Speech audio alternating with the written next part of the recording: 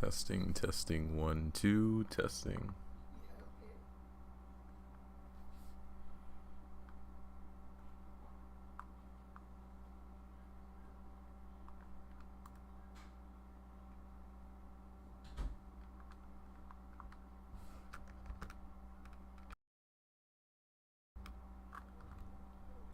Alright.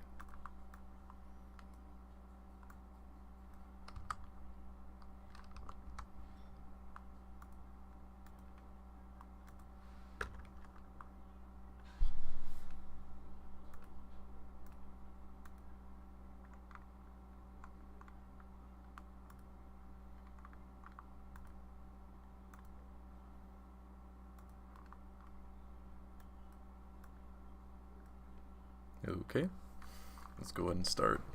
I'm sure more people will trickle in as time goes by, but let's go ahead.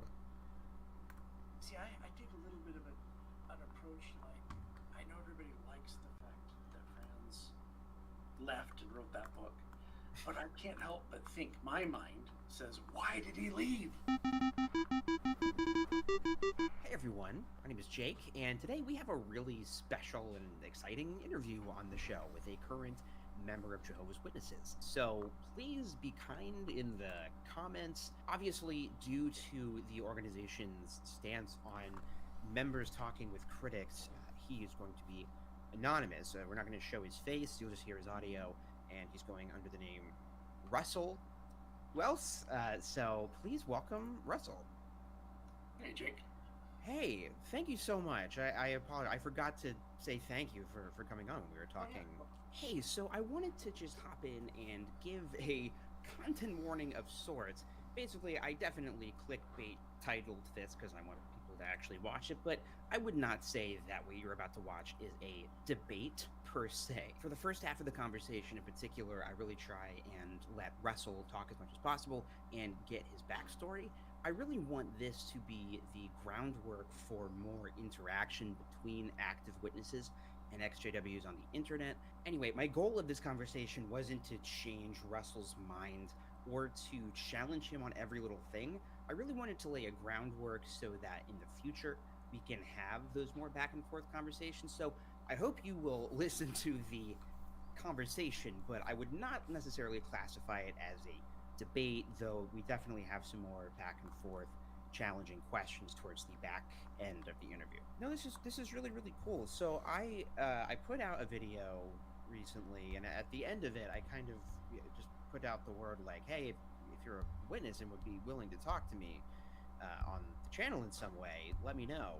And a couple people actually did, but you were the first, so thanks for reaching out. Yeah, no problem. No. So how did you get to the point where, because you are a current member, right?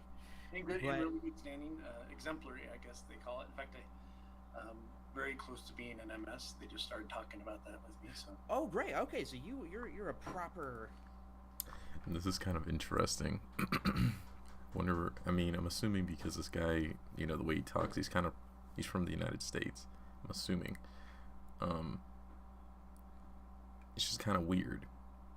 Like, if you're already going to be an MS soon, you would kind of know to not get involved, but it's just, it's kind of insane that he is getting involved here. But hey, more power to him. A proper publisher then. I am. Okay, good deal. Well, good deal, and also shame on you for talking. I know. No, but that's great. And when you emailed me, the language you used was your kind of lukewarm incognito, like, to the organization, which I liked that phrase. I hear a lot of people talking about how it seems like a lot of witnesses right now are sort of like physically and mentally apathetic. Right. Not necessarily. So this is kind of how I came into this. I was already thinking that if somebody engages with someone else who is definitely no longer part of the organization, then they have to be at least thinking something or close to getting their way out. And I mean, usually the way it starts is it's always a little piece here and there they'll look at, and then the next thing you know, they start questioning things, and then like probably 6 months, a year later, that's when they start either fading or they just completely cut off cold turkey. It's always that kind of way. It's never somebody who's still in completely and has absolutely no doubts at all that will get involved with something like this. Or questioning or anything. So, I guess to help us figure out where you're at right now with the organization before we get into your backstory too much. Well, I don't, I guess in reality, where I'm at is I don't view myself as completely mentally out or, just basically going through the motions. I do believe in God, and I kind of by default I was raised in JW, so in fact I was raised by elder father and pioneer mother. My dad was before they were coordinators, they were called presiding overseers. And so, right. Yeah, and so I was raised in a very JW household, and did all the JW things. I was almost an MS when I was actually 18, 19. My father held me back at the time. The body wanted to make me an MS, and he said I wasn't ready, and man, I couldn't be more thankful he said that at the time. Oh, really? Yeah. So, and in truth, what happened is I ended up starting to go do the career thing, and I went to school, all things JW shouldn't. I became an architect, and just did a lot of things that again, I kind of left the truth, if you will, or left the organization, just through passive disassociation.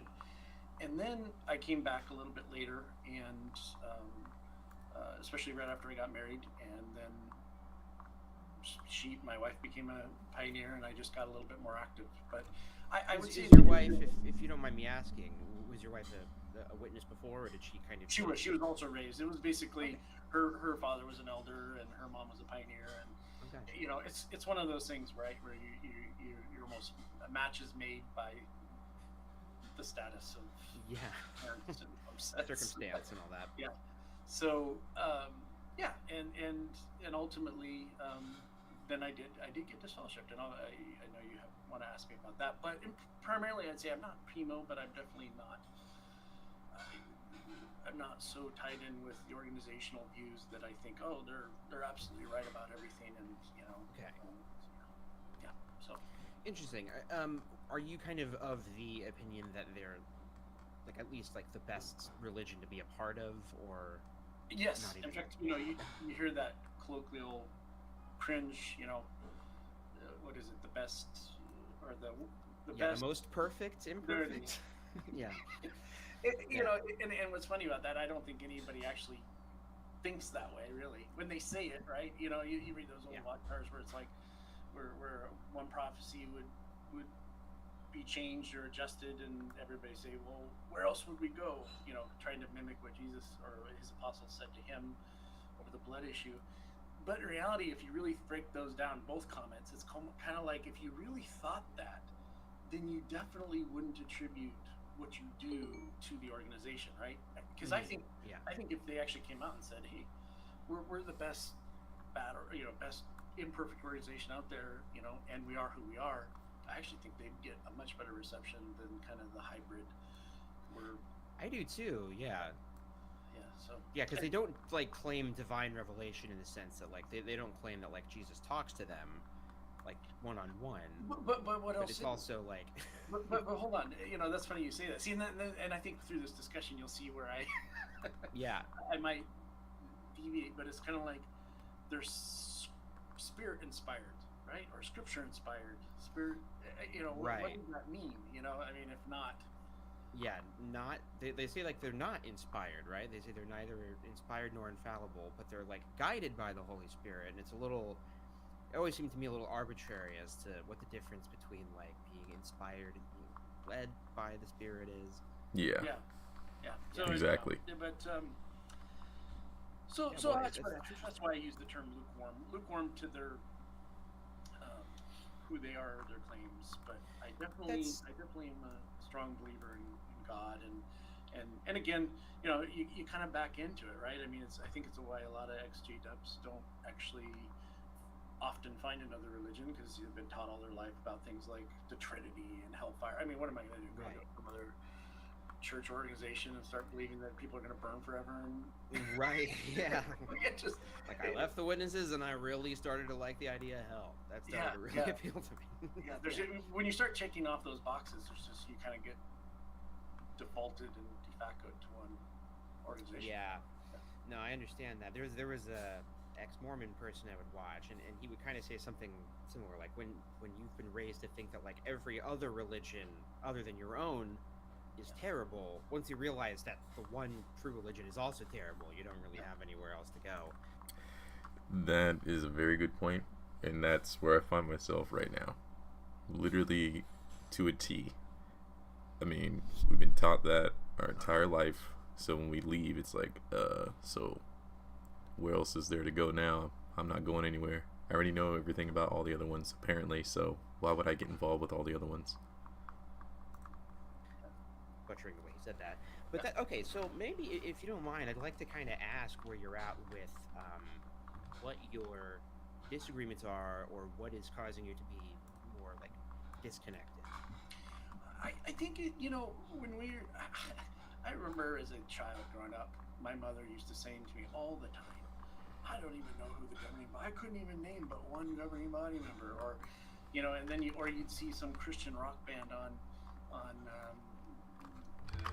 TV and go, oh, JWs, they're just Jehovah's Witnesses. We're all about just teach people the Bible, and Right. our ministers aren't getting up in front of the television camera and all.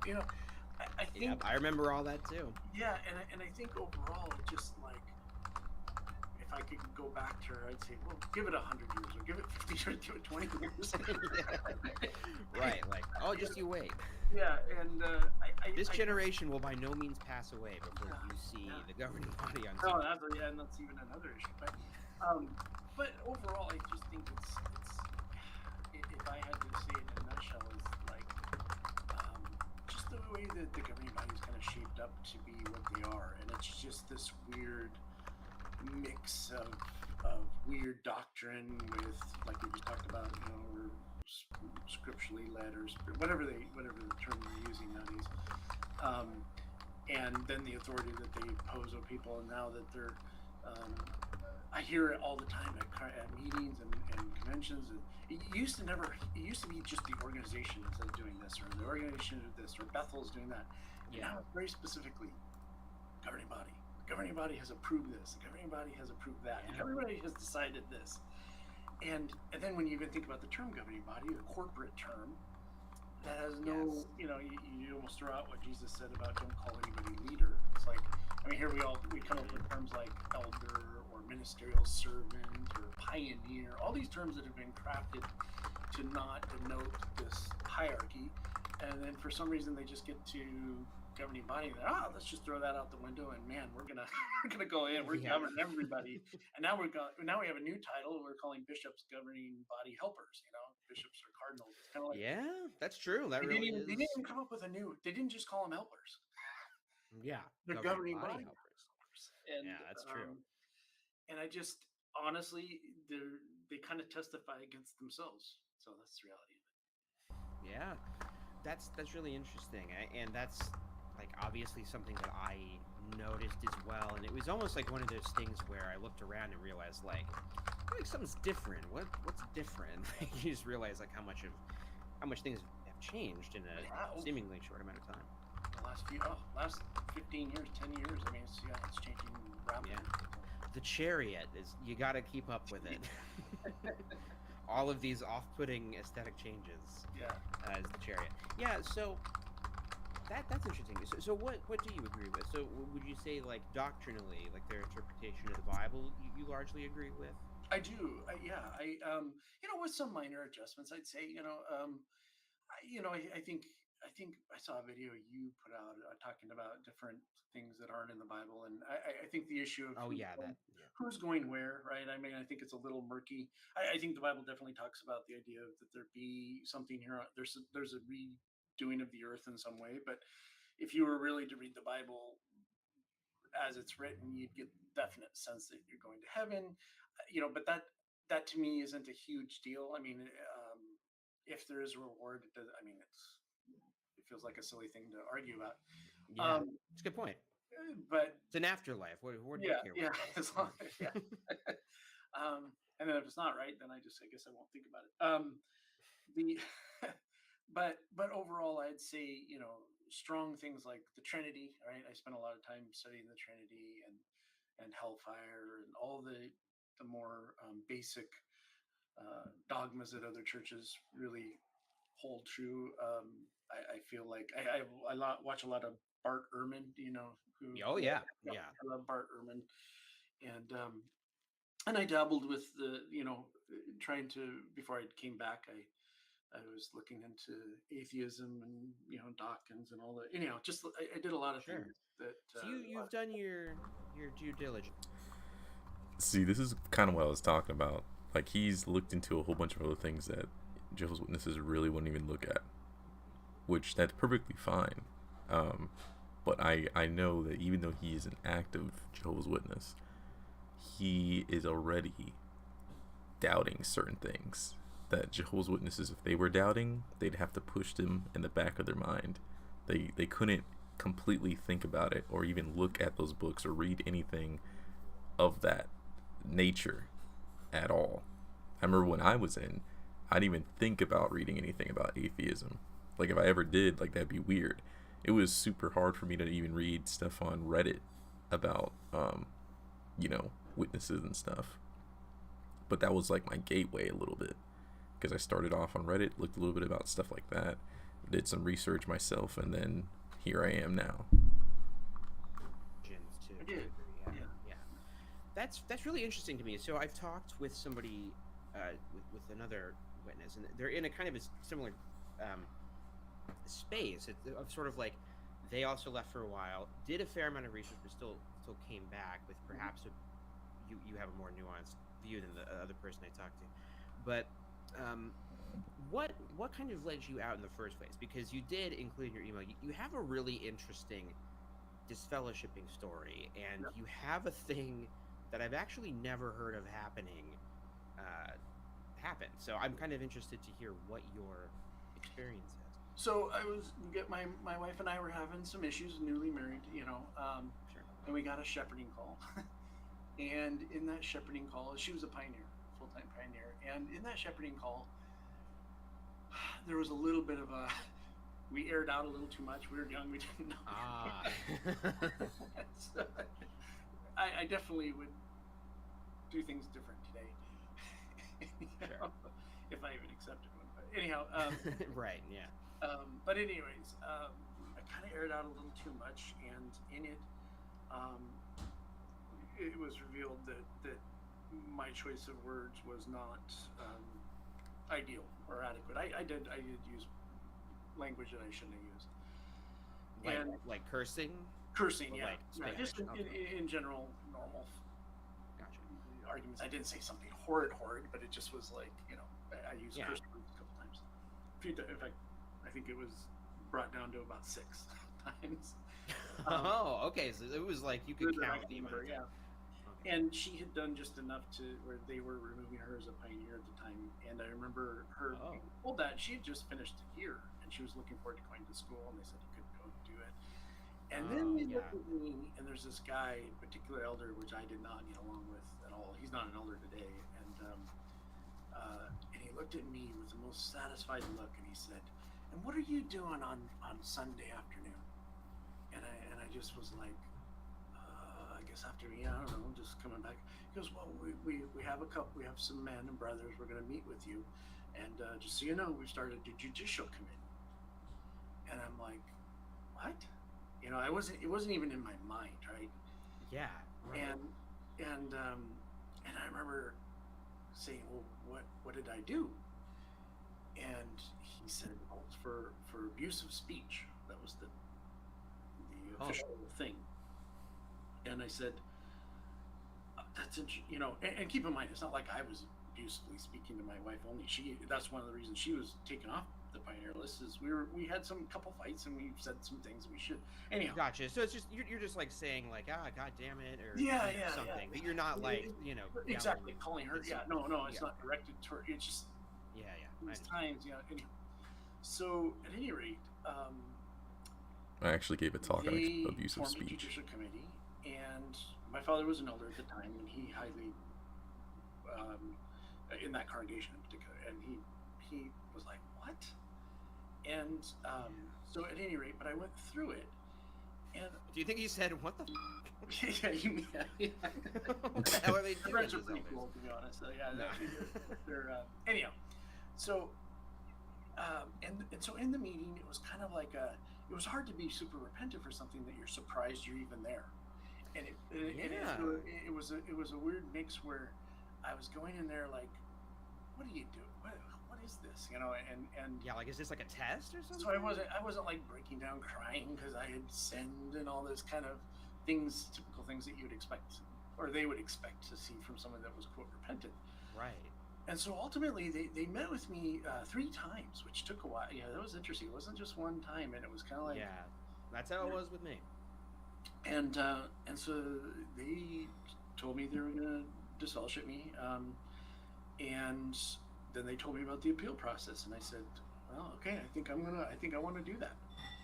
And so filed my appeal letter, and then they can I stop for a second and just this is actually something I don't think I've ever talked about on the channel before, so I just wanted to say if there's anybody watching who's never been a witness, like, there is a time period where when the elder body meets with you and they decide that you're disfellowship, they're like, you have I don't remember how many days it is, but I think you have like 7 days to appeal. Appeal your decision, and then essentially what happens is like another totally separate elder body from a different congregation, or maybe different congregations, are brought together to re-examine the case. But the appeal process is kind of notorious for being a complete joke, because it's like all they're trying to determine is not whether or not they think you are repentant, or whether or not the previous elder body followed the rules or not. And then even if they thought that the previous elder body messed up, the previous elder body could like veto it anyway and say, well, we think we did a good job, so we're just gonna hang on to that. That's my understanding, and I might be wrong. No, yeah, you're so about if there's right. any if there's any former elders in the comments that want to correct me on that, but that's my understanding of how the appeal process works. But obviously, as a witness, you wouldn't necessarily know that it's like some rigged process. You'd think, well, yeah, I want to appeal my decision. Yeah. So I gave him my letter, and then a couple weeks later, took a while for some reason, but another body, like just everything you just said, came, and I think the CO had to get involved and set a date or something. Oh, okay. I got a little bit more information than I normally would have, only because my father was part of the body, and so it was, right. There was a certain amount of inside information I had on the process. But anyhow, so the other body came, and we had that was only one day, but it was a good 3 hours, and I had brought lots of friends who could testify on my behalf and just say that I don't really? use that language. Yeah, they allowed. Yeah, it was, and so we went through that, and they had me come outside just like the first time. Then they had me come back in, and they said, I apologize, we're not going to be able to make a decision here today. We'll be in touch with you in about a week. And so a week went by, and I found out that they still hadn't had a formal decision. Well, my father is a business associate of the chairman of the appeal committee, and he had told him that I had won my appeal. And then later I found that out from them. But what happened was the circuit overseer initially didn't like that, and so he had the 2 bodies meet again and see if they could hash it out, because he wanted a unified decision, and they still couldn't hash it out. And I know. Man, that's crazy. Aren't all the decisions made by like Jehovah though? You think about it. All the decisions are made by Jehovah. It comes from Jehovah. So don't you think that there would be a very clear-cut answer. Apparently not. Because they have to constantly go back and forth. They haven't decided yet. They need to wait a little bit. Come on, man. It's more of a corporate thing. It's literally what it is. Because if anything happens in a corporate setting, this is exactly how it is. They go back and forth. You can appeal it. You can talk to a whole bunch of other people. You have to go to HR. They probably have to go to, I don't know, HR themselves and talk to them. It's a whole bunch of stuff like that. It's a corporate thing. That's exactly what it is. That's why, anyhow. And so what ended up happening is the original body appealed. This is the part I didn't know, and I would venture to say my father didn't know, that the original body appealed the overturning by the second body. And so they appealed to the governing body, Bethel at the time. Yeah. And so the whole thing, everybody wrote letters. And the letters went back to Bethel, and we didn't hear from them for 6 months. Wow. Okay, so for 6 months, you're kind of in limbo then, huh? Uh-huh. And are you allowed to comment or anything during yeah, this time? no restrictions or anything like that. Wow, okay. Yeah. And so, at any rate, I didn't, though. I was... how about this? Nobody told me that I couldn't. And I just didn't. Just it was odd, right? I mean, I just... Yeah, you were probably a little disillusioned and confused. Yeah. So, at any rate, then I had 6 months goes by, and they finally got back, and the society did agree to disfellowshipping. So, over the issue of the language. However, they put a caveat on it. They said that because they felt bad about the 6 month period, and they said that I could be qualified for reinstatement within a couple months. Oh. If that counted towards your time. It did.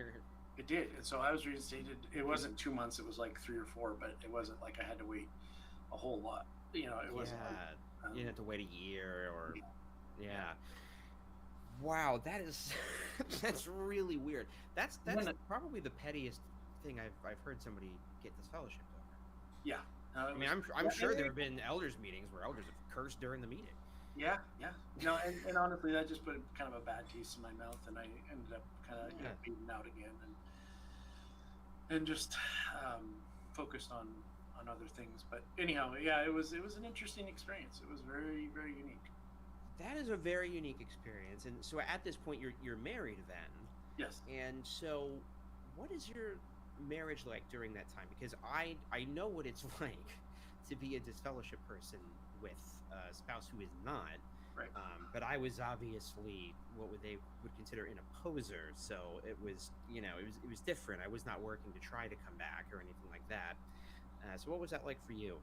Actually not too bad. I think the way that it all played out was maybe a little differently. My parents didn't adhere to the disfellowshipping. My mom even was staunchly just saying, because there was kind of this two sides of it, right? There was just, it was a little more visceral because of what had happened, that I think some people were like, just like my wife and my parents just were like, oh, this is ridiculous. So they knew the inside scoop. Yeah, and so it was a pretty smooth, couple months. Good. And it's just so funny because there was this time where my wife was in the hospital, and the elders came, and the coordinator pulled me aside and he said, "We're just going to act like you're not disfellowship while we're here. It's just going to be temporary." Temporarily lifting the shun. Yeah. Oh, wow. Got ads. The Dragon Isles have... Don't like that. Means nothing. I need you to do something for me. I just was like, because we were all in the same house. It was just weird because the way we were talking. It just,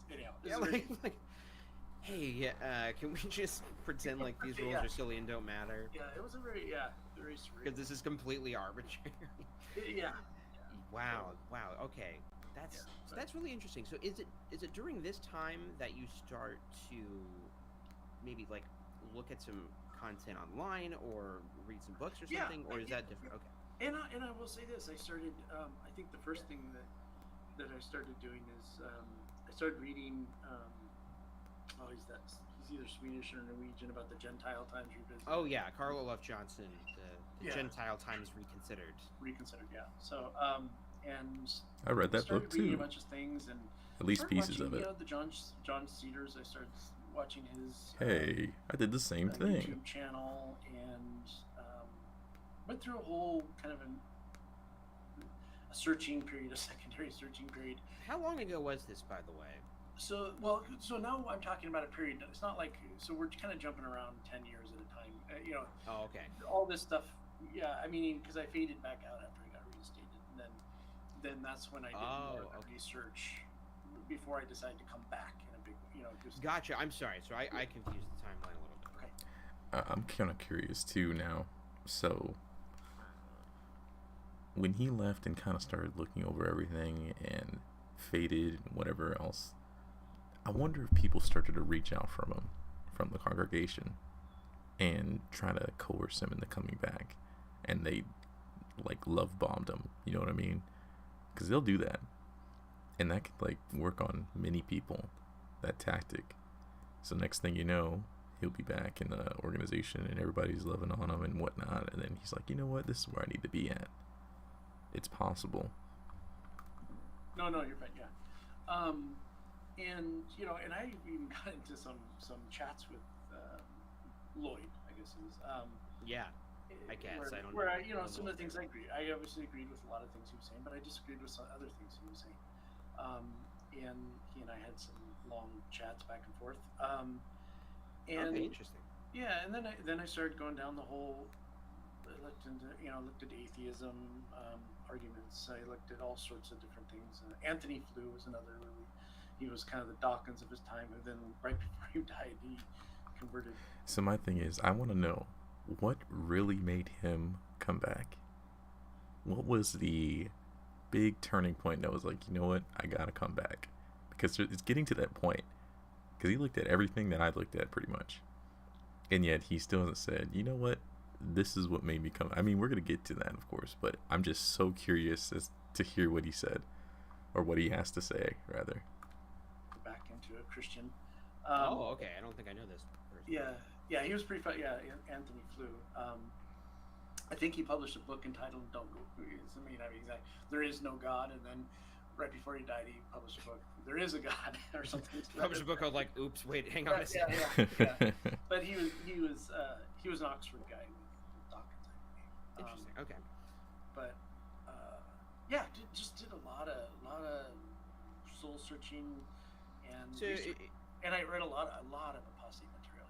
Yeah. oh wow. Okay. Oh, so yeah. you read like Crisis of Conscience. Oh and- yes, a couple times. But see, you know, it's funny you say that because, see, I take a little bit of an approach like I know everybody likes the fact that Franz left and wrote that book, but I can't help but think my mind says, why did he leave? He would have been a senior governing body member had he been slightly more, reserved Like, about discreet the way about he his. approached it. He could have changed it for everyone. Interesting. Okay, so you kind of. Well, I mean, he would have been outnumbered. I guess I don't know how. Yeah. But he was the youngest. I don't know if he would have been able to change anything, because it's one of those things where you'd have to fight against a lot of deep-rooted ideas, and then not only that, but you'd also have to fight against all the other witnesses who are in the organization, because some people might end up leaving, or there might be different branches and so forth. It would just, I don't think that it's possible. Everybody remember when he joined? Yeah. Mm-hmm. He would have been the heir apparent. Because keep in mind, when he joined the governing body, it wasn't the governing body as we know it today. Right. Yeah. He was there during the transition. Nor was the president, then his uncle was the president, and the governing body was kind of like supporting role, if you will. Yeah. And it just would have happened. Now, I'm not saying the transition between, presidency and having that authority to governing body and having that authority, that probably would have still occurred. But at some point, he would have been in a fantastic position to bring on a governing body member or two that was slightly more Progressive. I'm trying to think of a word that won't offend anybody. Like liberal or nuanced. Liberal, there you go. Yeah, Yeah. slightly more liberal. I don't care about Yeah, that's fine. offending people. Anyhow, and Something wrong with the sound? Is it not loud enough? quite frankly, could have started to Is push that better? that needle. Yeah, it would have taken some time, but if he had the strategic thought to do that, Interesting. I'm putting pins in these things. I'm not going to jump on everything you're saying. Yeah. But that's That's okay. That's interesting though. That's an interesting perspective, because I, reading that book myself, I'm like, wow, how could you still be a witness after you read all this stuff? And I hadn't thought of the perspective of like, why didn't he fight for this harder when he was in, and then yeah, he had reached the top of the summit. So, and I want to say that's another strategic thing that I think of myself. Meaning, I think as I become an MS, an elder someday, I'll be in a position to make sure that unless someone comes in and says, I just, see. Raped a goat and I'll do it again. I see what he's doing here. That's his plan. He's trying to change it. I mean, there are people up in like Bethel who I probably have this idea, but I don't know if they're going to be able to do anything. Not for like years. It's going to take a very long time, and it's going to take like a whole bunch of people. I don't know about that one. Again. Sure. Yeah. I guess. Classic. It just anyhow. I guess my point is, it would be hard pressed for me to not try to fight for someone not being this. You want to try to.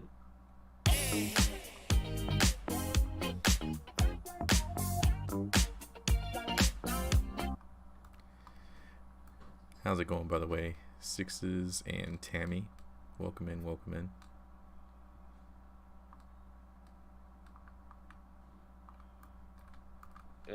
Exact a positive influence while you are correct in there. Okay. Because as you know, Jake, mm-hmm. When you're a witness, it's not just, it envelops every aspect of your life, and so right. Yes. And that's why everybody has a hard time ripping away from it, and what's left is a very deep hole sometimes. And I guess my point is, I think life is better. Again, I'm coming from a perspective that I believe there is a God, but I think life is better, even if you're not in the ideal place, that you can make it as ideal as you can without upsetting the apple cart around you. This is the argument of, well, what else is there? I think there was like scripture in the Bible or an example in the Bible where, was it Peter who was talking to Jesus, and he's like, well, where else would I go? Or someone in the Bible. I don't remember. I haven't read the Bible in a while. But I do know that was like one of the scriptures, right? This is like very akin to that. Where else would he go? So he looked everywhere else. He didn't find anything satisfying. So he just ended up going back to it. And now his idea, from what I understand, like his stance is, I want to try to change it. The whole thing. I don't know if that's very much possible, though. Like, he's going to have to go through a whole bunch of hurdles. Wait, actually, I take that back. Not the whole thing, but I guess just his own local area. That's what he's going to try to change. Which I got it. I get that. But you're going to have a lot of opposition in doing that. There's going to be so much opposition. He's going to have to go through other elders. He's going to have to go through all the other witnesses that are in this area. And if they're very more so like old school witnesses, they're not going to play around with those types of games. So it's something that's very difficult. It's one of those things where at the end of the day, I don't know if you can really make a huge impact. Probably in your local area, yeah, but it would take such a toll on you and possibly your family, which I guess this guy's, I don't know if he's still married or not. I know he did mention he was married earlier, but it would take a toll on you. And let's say you are married and you have this idea of doing this. I think some people do it now. They are elders and they have families that are in, and they just decide to do the right thing as best they can, which that's probably the best scenario for them, because it could cause a lot more disruption if they ended up leaving. So, but it's just, to me, I don't know, man. I really don't think that that's the best solution for the problem. I think that you'd have so much opposition that it wouldn't be worth it. It'd be very, very difficult. Right. I do feel like, even though when I was out and I wasn't disfellowshipped or I wasn't apostate, and so I had an association, there definitely was a tendency for people to avoid family members, this, that, and the other. And so I do think everything kind of, my life flows better being a witness. And again, my view is I'll give back by hopefully being in a position one day to help others. So, and that's where I come at it from Franz's position. I think he was an incredible position that probably never be there again, perhaps. If I remember correctly, I don't even think Franz left on his own accord. They pretty much kicked him out because he was saying stuff that was against what they were saying. And that goes back to my point where you're going to face a whole bunch of opposition. And Franz did, and he was a governing body member. So if he faced them and you're a local elder, you know for a fact those local elders are probably not going to play those types of games when you come in there with a differing viewpoint from what the big boys say. I don't know. Yeah, I think I agree with you there. I think that it would probably be the process they have in place really self-selects for narcissistic personalities. So yes, it does. I think by the time you get to a point where you're being considered to be a governing body member, you are being considered to be a governing body member because of your absolute allegiance to the status quo and not shaking things up. So I think I kind of agree with you. He had that crisis of conscience while he was there. You couldn't have it. It would be hard, I should say, to have it and then get there. Exactly. But I think it was almost too much for him. He probably just. Well, that's kind of what I wanted to, if you don't mind getting into a bit of back and forth. That's okay. So what I'm thinking of from my perspective, because I do, I've talked to a lot of people over the last year or so that I've been out, who feel like they want to, a lot of elders specifically feel like, well, I'm an elder. I can try and, at least in my congregation, be a counterweight to the other side, which makes sense to me. And I had that thought too when I was having my own crisis of faith. Another ad. I think the thing that was hard for me was, we love the internet, but the internet is tracking everything you do. With IP vanish. And for me specifically, my conscience wouldn't allow me to preach things that I thought were actively harmful. And so preaching is so intertwined with being a witness, especially as you get privileges, preaching from the platform or encouraging other young brothers or whatever it is. And if I have a problem with the governing body, I don't feel comfortable being in a position where I constantly have to preach how important it is and how we need it and we should be appreciative of X, Y, and Z. And when I started to turn down assignments because I was like, okay, well, maybe I can make this work with my doubts, I realized there were fewer and Man, that's crazy, because I didn't even consider that. I didn't even consider it. I literally just stopped altogether. I just completely faded. It's crazy. I probably should have gave more consideration to it, but I think I was just so disappointed and shocked that I just stopped. I didn't even do any other running around. I literally just you know what? I'm done. And wow. I guess I never thought about it, how maybe other people who are leaving before they get to they're fading or, they leave completely. They go through a phase where they just try to stay. And I guess I just never considered that. I wonder if anybody here, have you guys did that or tried to do that in the past? Fewer things that I felt comfortable actually talking about, and I think it was just too detrimental to my mental health to keep on trying to progress or stay where I was, because I was a servant at the time. But I can understand the other point of view. So that's kind of my, I guess, defense of Raymond Franz, is that in the leadership position now, it would be completely different now.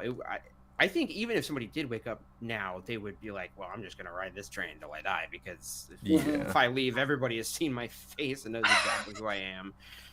And people like Jake are going to bother me for, YouTube content and stuff. So it would be different. But I think, for him to be in a leadership position when he doesn't even necessarily think that the leadership that exists should exist, I think would be pretty hard. And so I guess that's, to somehow formulate that into a question. And I had to deal with that in my mind too. And I do get it. The only thing is, I guess I would revert to the idea that, to begin with, you can be selective in your ministry, so to speak. Meaning you don't necessarily, you're not going to see me. I was thinking about that. That was suggested to me. Now that he said that, I literally had this, I don't know, this memory of someone suggesting that to me. And I legitimately thought about it, but I did not go through with that, because I knew it would be very difficult, because I'd have to skate around topics. And it's difficult to do that because everything kind of melds together when you're out there, going door to door. So that I couldn't do that one either. Have 10 studies or anything like that and trying to pull in everybody. That said, I do think that on a case-by-case basis, some people may or may not, maybe in my, you'd have to make that judgment call, would they be better off, in the organization? Does it help their life? Does it provide some amount of structure? This is a very good point, and I think I made this point in one of my other videos. Some people need it. Some people need to stay there. It's better for them to stay there. It probably helps them in many different ways. Sometimes people are very lonely. It's better for them to probably have companionship. It's probably better for them to have assistance and help if they're elderly. It's better for them to keep being involved in something so that their mind continues to work. And I think I'm more focused on older people here, because I think a lot of younger people have a little bit more options and wiggle room, flexibility. But older people, I don't really see the benefit of leaving unless they're absolutely able to take care of themselves and have other avenues set in place so that they can get the assistance they need. But if you're elderly, it's a very, very hard road. Very, very, very hard road. I think it's better, if you're elderly, to probably just stay in and probably just keep quiet and stick to yourself and just go about it that way. And that's going to be rough in itself to have to listen to all that kind of stuff, but it is what it is. I can't imagine not believing something and then showing up constantly all the time to whatever functions or events they're having, that's something. And I'm sure it's very tough. Couldn't stomach attending. Yeah, exactly the same. That's exactly what happened with me. I think I went back maybe twice after I decided in my mind that I wasn't going to be involved anymore. And then after that, that was it. There are some positives. You can't, Joe's Witnesses target people that don't make a lot of money, in reality, aren't as educated. This is crazy. Because it's absolutely true. That's the target. You go for people who don't have a lot of options, a lot of education, a lot of money. They're more inclined to listen because they have free time. So, or they're looking for some type of hope. I think I even mentioned that exactly. I mean, everybody knows that. If you're in right now, you have to know that. That's literally the people you look for on purpose. You look for those people. So, the humble people, they like to say. But the flip side is they give them, perhaps in a lot of cases, better lives than they would have otherwise had. I do believe that because I've seen it to some degree. To some degree, yeah. To some degree. because some of the people, they could really use the help. Like a lot of times they stop being involved in from what I've seen, like gangs and stuff like that. Some people stop smoking. A lot of good things come from it, but then at the same time there's like how would I say, there's like a ceiling that prevents them from progressing further. There's a certain amount of progress they can make to be better, and then there's a ceiling that stops them from progressing even further past that ceiling. So once they hit that ceiling, they can no longer be in good standing if they're pursuing anything else besides what the organization wants them to pursue. Yeah, I mean, I think that it can... I guess my counterpoint to that would be, like, I think if a Mormon showed up at their door at that right... These ads are killing me. Tell me you're getting somewhere. We've already lost so... But I would agree with that. It was, and had the right pitch. Yep. I think it is the need of structure and community that is drawing people in who kind of fit that demographic, which I would agree that's kind of who they are, who are aiming for. They definitely need and I structure. think that this is, like, even though, yeah, that's a good question. Like, do I think that being a part of that, the JW community and structure, is a part of not having that? Yeah, that's I don't know. Do you think it impacted your childhood at all? My childhood? Oh, yeah. I mean, it affected it in a positive way or a negative way. No, I think it was all negative, the way it affected my childhood, personally. Okay. I mean, not that I was abused or that I have a great deal of trauma. Like, my dad was an elder, and my mom pioneered for a little bit, but I had very loving parents, had a great family, and I think being part of, like, my family, I really liked my family, and they were all witnesses. So, like, in that sense, you know, I did have a positive impact growing up by my family, but all the things that were specific about Jehovah's Witnesses, I think, were negatives. Like, the Armageddon narrative was more harm than good. Like, it didn't provide a sense of, like, urgency to my life. It just made me feel like any small failure could jeopardize me getting everlasting life. Yeah. Or, you know, if Armageddon came tomorrow, would I make it? Because I just made this mistake today. Yeah. So it kind of feels like all the other stuff didn't really matter. So, and it, you know, obviously ostracized me from experiences that I now, as an adult, wish I had had. Yeah. So I think all of the things that are specific about the witnesses, I feel like are almost entirely negative. Okay. No, and I guess this is kind of funny because I don't think I've ever talked about the positive experiences. I think mine was mostly positive, even though what he said is absolutely true. And it's all, like, more so negative.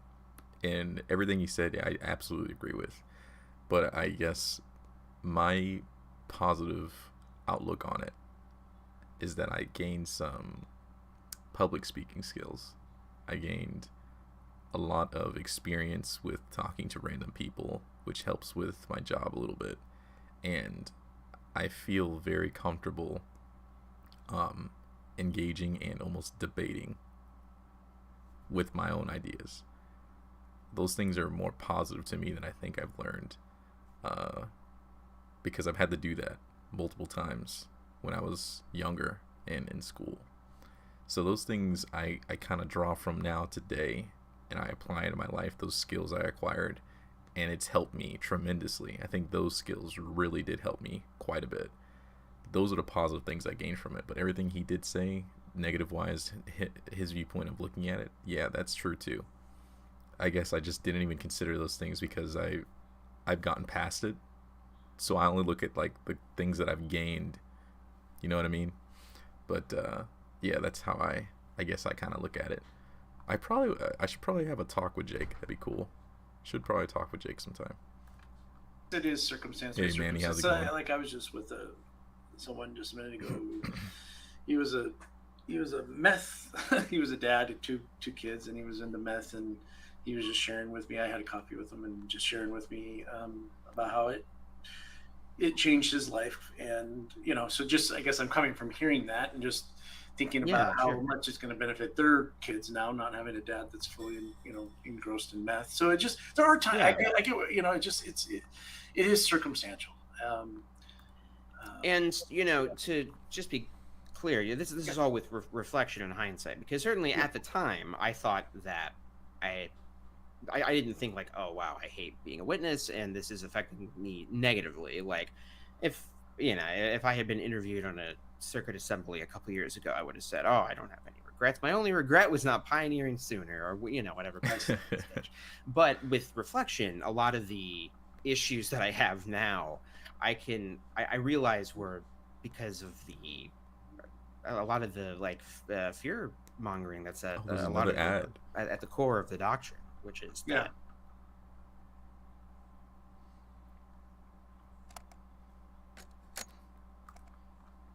you might die if you mess up too much. Yeah, no, you know, and yeah, I had parents. Just so I'll say this, I have parents that they were diehards, my mom especially, but there was something about them, like I don't feel like they pushed me to a point that maybe a lot of witness families do. They didn't, when I didn't choose to be a pioneer and I decided to get into more of a career, they were generally okay with it, you know. I mean, they were you know, and I would say even if I got disfellowship tomorrow. So here's the thing: my mom and my dad know how I feel. Everything I'm telling to you, I've told to them, and they know. So I think, I mean, I would actually agree with that as far as my parents' attitude. Like, I didn't actually feel pressured to like go to Bethel or Pioneer necessarily, as long as I was doing something in the religion. I think they were pretty happy and supportive. So that's I would agree with you there. It really became to me like, am I preaching something that is benefiting society or that is a detriment to it? Like, not just necessarily for the individual. I think it's like what you focus on, though. It depends on partly what you're focusing on. If you're focusing on, if you believe in God and you believe in Jesus and all that, then I suppose. Well, I did at the time. Yeah, but you could create a narrative that was, you know, trying to leave, which is what I do, is trying to leave, you know, the term governing body out of it, you know. But and so I really have a little bit different kind of message than. I'll tell you what. Yeah, I understand. When I first was coming back recently, I started giving comments that were edgy as hell. Yeah. And I got complimented on it. I couldn't even believe it. Like the other day, we had just little tidbits. I'm sitting here talking with one of the most conservative elders you've ever. We had him over for dinner, and we're talking at the end and the term evolution. And I said, I believe in evolution. And my wife looks at me. And it's like giving me the no, don't go there. And I went into a whole little discourse on, you know, what the term means and why it can associate with, you know, creation and all that. I did it in a very tactful way, and I'm still here. And that's no. You know, I actually I experienced that too. Like I felt like once I was like more selective as to what I felt I could comment on, and was trying to like sneak in a little criticism there. People always seem to like it a little bit. Yeah. Which is what, like you said earlier. You know, I think if the organization was more willing to admit their past mistakes, like and be very open and honest about what their issues are now, I think that the membership would like it, appreciate it. Because I always felt like whenever I felt like I was getting transparency, I felt very reassured by that. Mm-hmm. And it was, you know, a lot of my resentment when I was, you know, I would call waking up, when I was realizing that I do not agree with this group, I don't think they have the truth, was kind of resentment over the fact that they had painted over a lot of the stuff and were painting certain issues out to not apply to them. That's probably one of my main concerns, you know. Nope, not in. This one guy on the right is on the picture is that's not actually him, but this is a person that Jake is talking to. That is absolutely true. That's like one of my main concerns is the fact that a lot of stuff's just been kind of glazed over and it's never actually been solved. It's never, oh, we made a mistake, my bad, our bad, we should right the wrongs. It's more just, oh, we're just gonna create something else, a new way of thinking.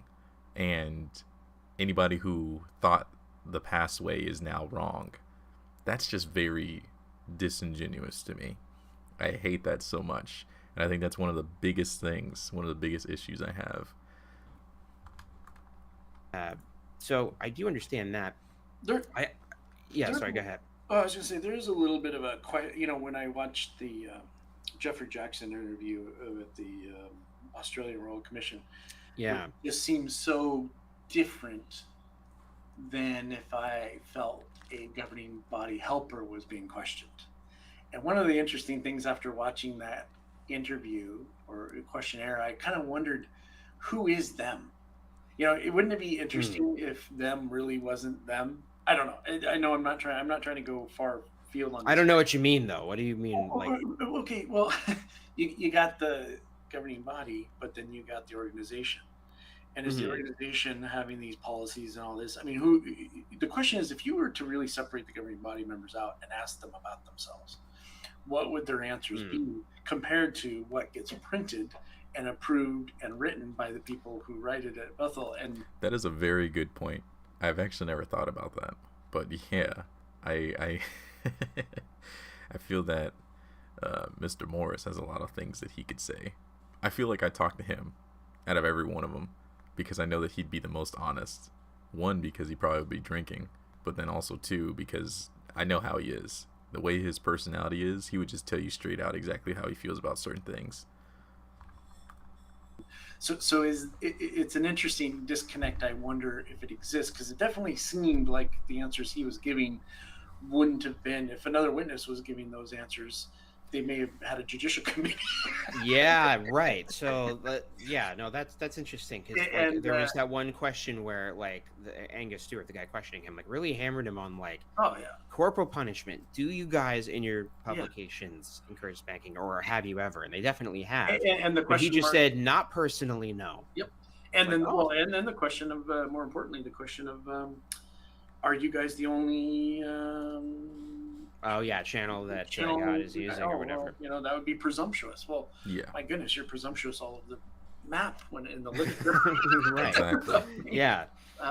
So the question is if you were to really interview those people, and when you get a background, like when you read Franz's book and you get a background on the personality types of the different governing body members, and you definitely can see who's like a sheep follower versus the people leading. Protecting nature begins with you. Defend the natural world you love by donating to the Nature YouTube money. Get that YouTube money, right. Jake.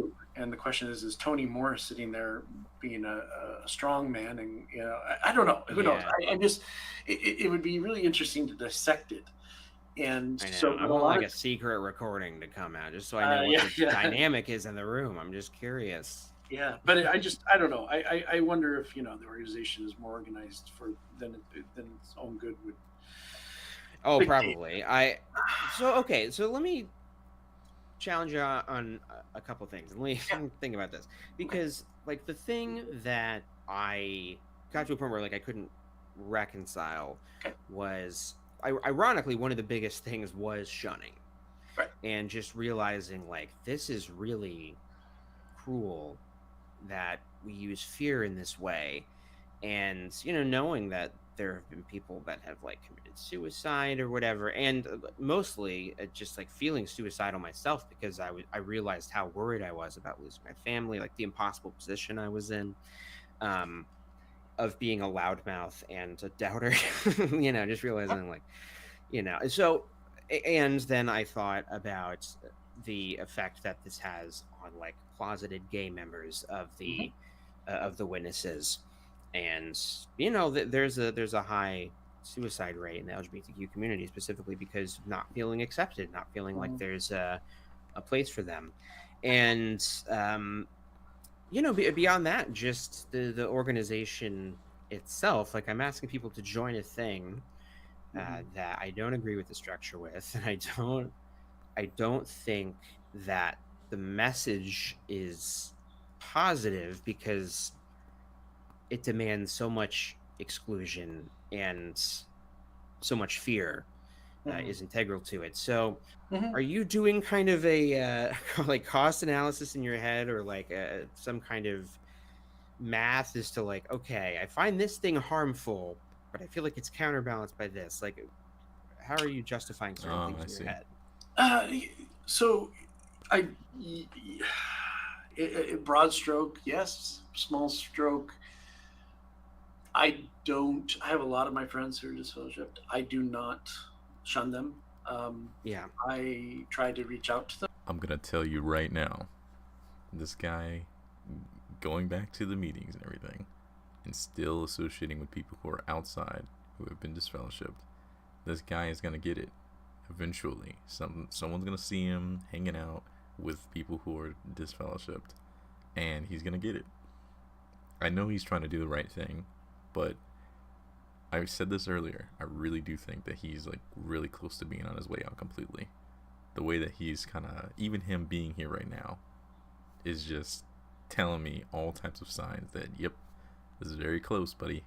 I'm just saying, I think there's going to be an update video in the next 6 months with Jake here talking to him, and then he's actually going to have his face shown, and he's going to say, yeah, I got out. I promise. Like, I almost want to make a bet on that one. Them, in fact, I don't. I try to go out of my way in a lot of ways to touch base with them and know that, hey, still love them, care about them, and I don't practice it. So yeah. So that's great, but you're one person among 8 million, and even if you were one elder and you were the coordinator of an elder body, it would be one congregation against, however many 100,000 congregations there are. So, even if you are the best of a problematic bunch, like, how much good do you think you can do in that position? This is going to sound cliche, but it takes one at a time. I do think that the wrong move by a lot of people is to leave. It would be better if they stayed, in my mind, and changed. I do think I know this sounds grandiose, but the fact is that if more and more people didn't just straight up leave and just started behaving that the way that they would feel is right, well, wouldn't they be disfellowshipped? Like, if they were, like, if I was, and say, like, me and, my friends in the organization who I know felt similarly to me, but I think we're like you. It's kind of like why my image is out, right? If I felt that way, I'd turn on my image, I guess. Right. No, I'm not saying that. But it's a good point. Except I don't, how many people do you know that have been disfellowshipped for talking to a disfellowshipped person? Well, I don't really know. Okay, well, because I know he says that, but I actually do know someone. Because you're not supposed to, and you'll get talked about it. Like, they'll talk to you about it quite a bit, and then eventually there might be like some intervention or something if it continues to persist. It's not something that it's like, oh, you're immediately gonna get in trouble here, but they're gonna say, hey man, you know that they are not in, so it's not something that you can easily just I know what he means, but it's not something that just easily glides by. I mean, I'm sure everybody knows here, they don't exactly keep a tally in the back, like on a whiteboard or anything. But for a fact, they do remember certain little small things. So if something comes up, they'll be like, oh, I remember that one time where so-and-so did this. It's just not a good look. But I guess what I'm saying is, like, if, let's say you have, I mean, I've heard of multiple elders being deleted at a single time. It happened in our sister congregation, actually. So, like, if you had even like a body of elders who were like, you know what, we really feel like the message about, or what's a doctrine a lot of or like partaking at the memorial.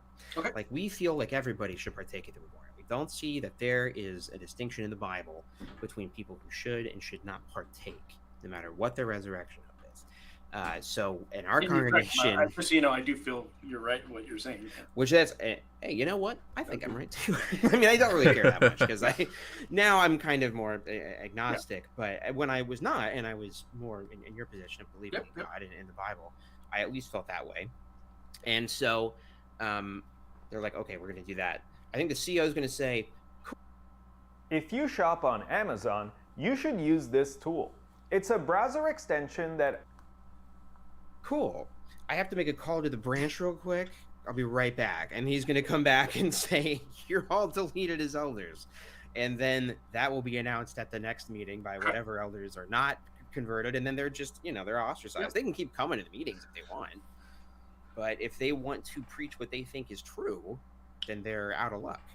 Yeah. I think the difference is that you just have to keep some of that lower profile.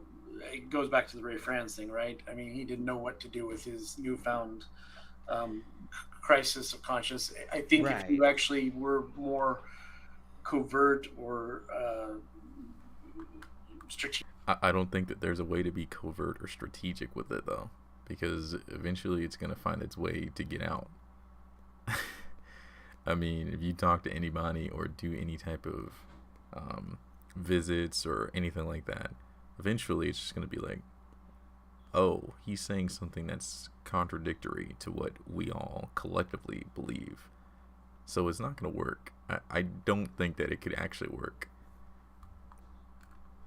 Strategic and kept your mouth somewhat in check around the wrong kind of people and let it out. I know what I'm seeing. You also have to think about it because you're going to be working with a group of people, like the body of elders, right? You're going to be working with them day in, day out. They're going to ask for opinions on certain things. You have to have a certain viewpoint, and then you also have to solve the issues or problems that arise in a collective sense. The way that you're thinking about it has to all be similar. It has to be. That's how the organization is set up.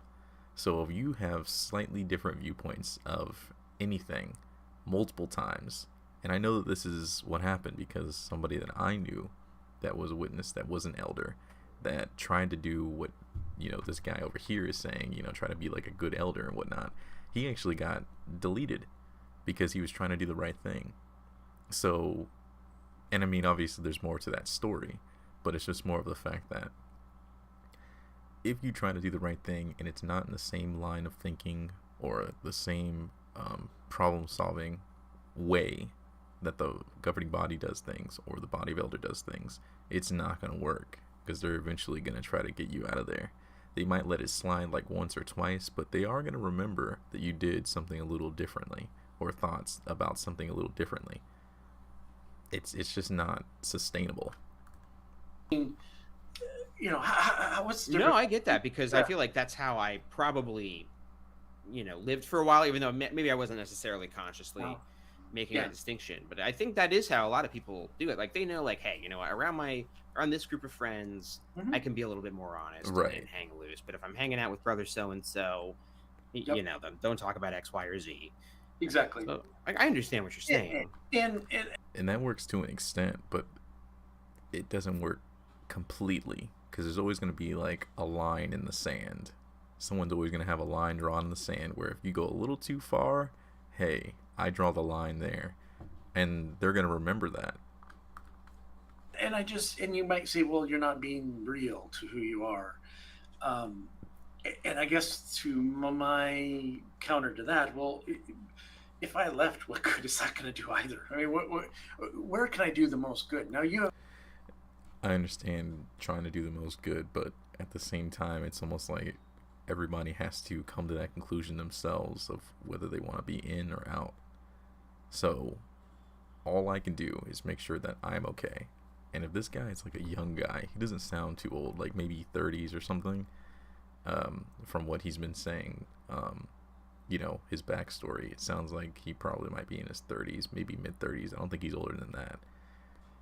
I don't think that it's in his benefit to continue messing around with this, I don't really see the gain here. I think it's probably in his benefit to just go ahead and live his life and try to do everything that he wants to do and get involved with a whole bunch of other things. You can do a whole bunch more good. Get involved with a whole bunch of other organizations and activities and events. I promise. If you want to do good things, you could make your own nonprofit organization. I mean, obviously it takes a lot of money, but you get what I mean. There's multiple different avenues besides just being involved in an organization that at the end of the day eventually might kick you out, and then all that hard work that you did is kind of for nothing because nobody's gonna interact with you after that point. So I'm not seeing the gain exactly. I understand his viewpoint, but I just don't see the gain. I think that you could do much more good somewhere else. Have a YouTube video or YouTube channel, excuse me, and you're, trying to get out there and do something proactive. But at the same token, when you pull people out, and this is where you and I might disagree, is like, I don't necessarily think their life's going to get better per se. It's like when I saw Lloyd do the whole everybody's happy video. I'm just like, just the fact that you had to do that video is almost in my mind. We have similar opinions on the Lloyd. Video.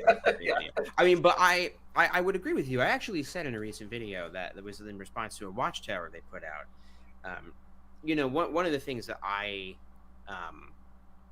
resent about the way that they present criticism of the organization is that we're like trying to pull people out and accumulate followers for ourselves, like as if we're starting a different religion, which, to be honest, like the video you watched about like questions for Jehovah's Witnesses was kind of the first video I made that I kind of aimed at, like, I'm going to present this as if I am talking to Jehovah's Witnesses. Because most of the videos I do are really not about that. They're more about they're for people who have no knowledge of the religion or who are who have left or are.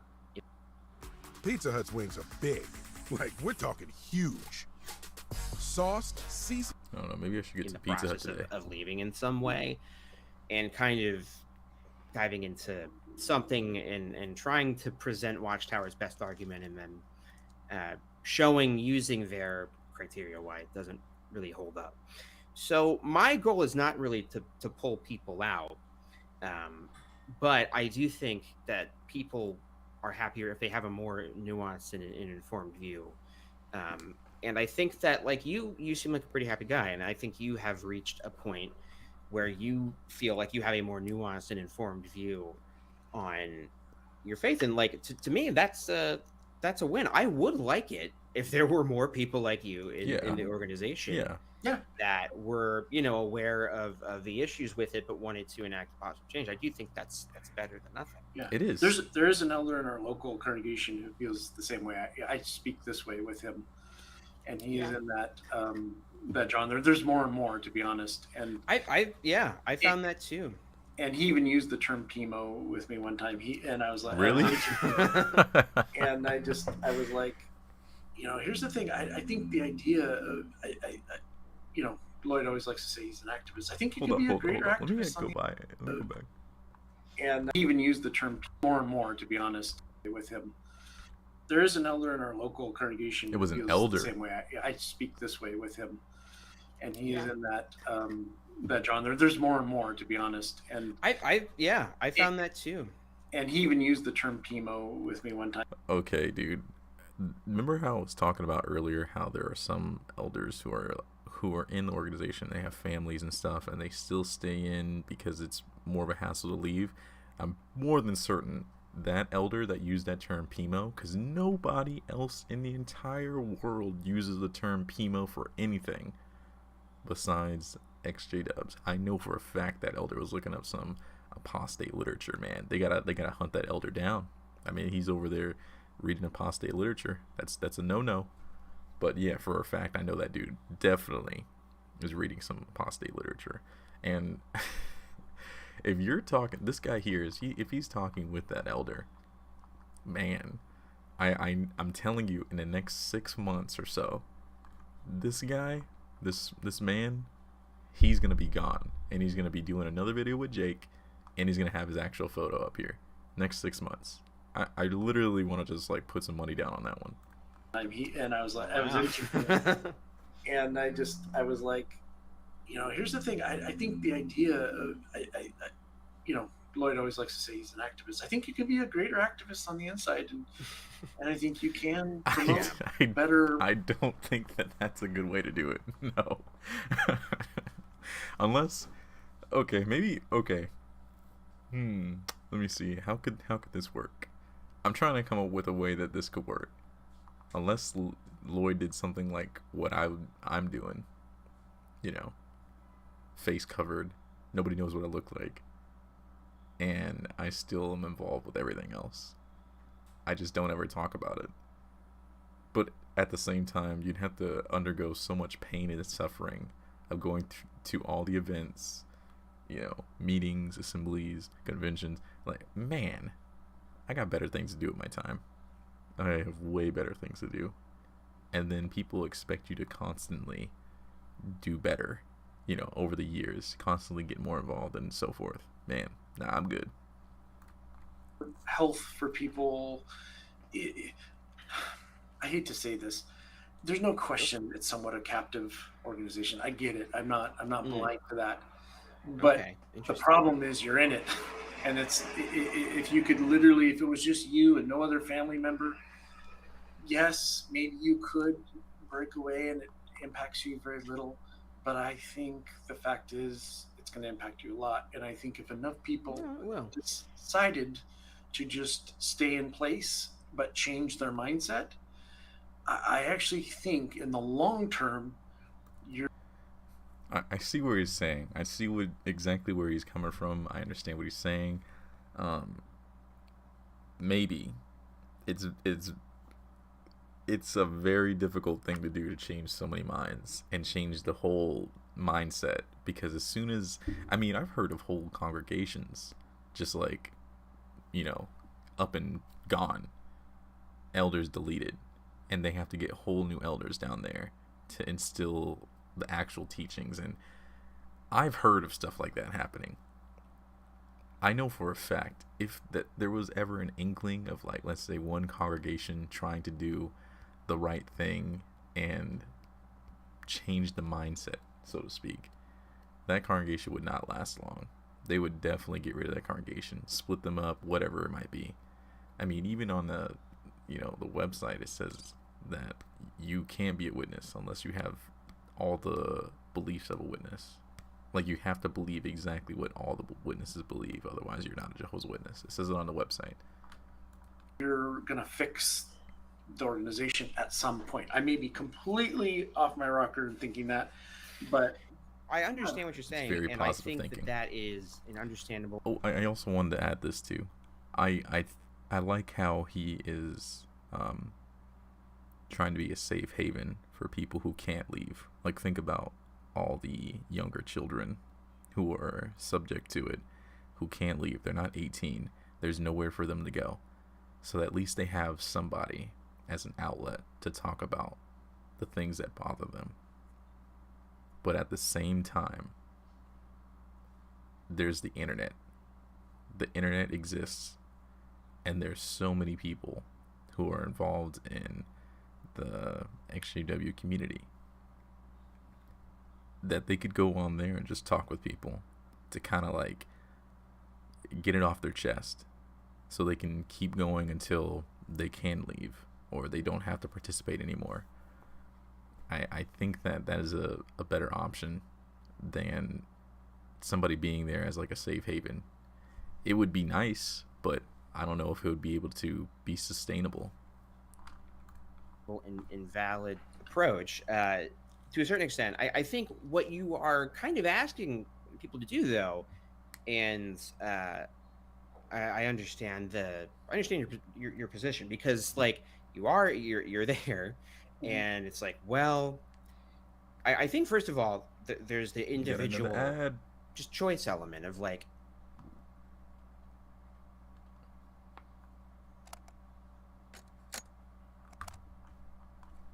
am I in a position, or do I have the bandwidth to like leave my family or not, or let them shun me? And I think that the answer is that you can't control what other people do. True. But you can put the ball in their court. Right. And I think it is a really tough ask when the main thing that is being stressed, from my perspective, is unity and the importance of unity and speaking in unison, following the governing body, even if we don't understand the direction. Ditto for the local elder body. If you don't understand a certain piece of organizational direction, just accept it and pray for Jehovah to help you understand it. It's really not a healthy way to live your life. And then if you add on top of that, you know that you don't really think that, but you're going to kind of go along with it and then just breadcrumb and plant seeds of nuance throughout the course of your life as a Christian. Then it's almost like you're living half a life. You're living half a truth. You're just sort of you've put on a shell where you say things you don't necessarily believe or gesture towards them anyway.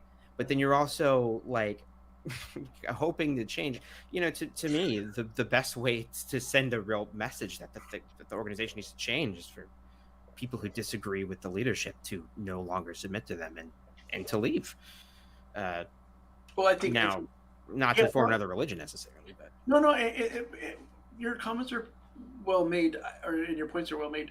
The difference is that I think the nuance is what I don't say anything. I don't think I do. Maybe I need to check myself more often, but I don't think I actually say anything that I don't believe is true. Now, I may couch. Oh, okay. I may couch what I say. I might include in a prayer, please help the governing body, and then I don't say get their act together. Sure. You do want them to be helped. They might not agree with the help that you're looking for. Yeah. I guess, and let me revert to one other thing, and this is interesting because it's actually something that I noticed, and I meant to mention this too. Is again, I do believe in God, and I do have a relationship, I feel, with the Creator, Jehovah, and that relationship is beyond what I do process-wise, going to meetings and being all the technical things that a JW is. And that's something my parents, I think, instilled in me pretty well. And even when I wasn't coming and active as a witness, I still had that desire. I read the Bible a lot. And when I was actually watching Lloyd, John Cedars, the fact that he never touched on it was another little interesting point, because I was kind of curious how someone goes from being a witness all their life, supposedly having this relationship, to not having that relationship at all. And no one seems to ever touch on what that means for them. Nobody that leaves. And for me, it is real.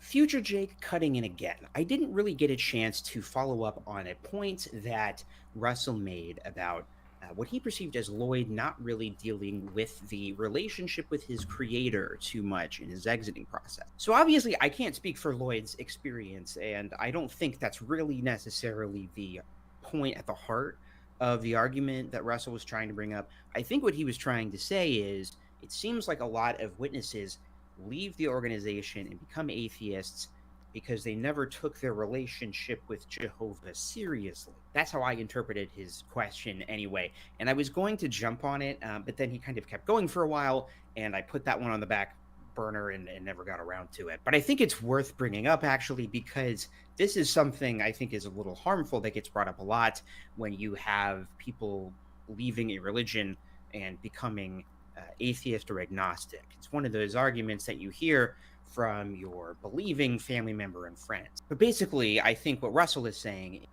Yeah, I've heard this a lot, too, from, other people.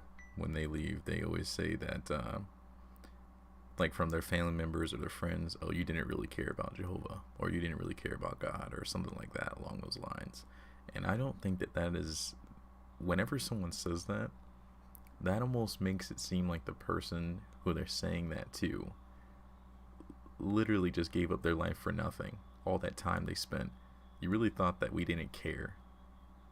Really thought that I didn't have faith in what I believed. You're telling me this. That is a very it's honestly a very upsetting thing to hear, because even now, if somebody said that to me, I'd be like, no, I cared. And actually, I cared so much that I knew when something was wrong, I decided to do the right thing, even if I was the only person doing the right thing. And I had to leave. So I cared the most out of everybody. I was willing to sacrifice everything to do the right thing. Tell me who cares about Jehovah and having faith. Is we don't talk about the relationship with God enough or take it seriously enough as ExJW activists, and that might signal the fact that we never really had a strong relationship with Jehovah. So my response to that is the organization kind of does that to itself.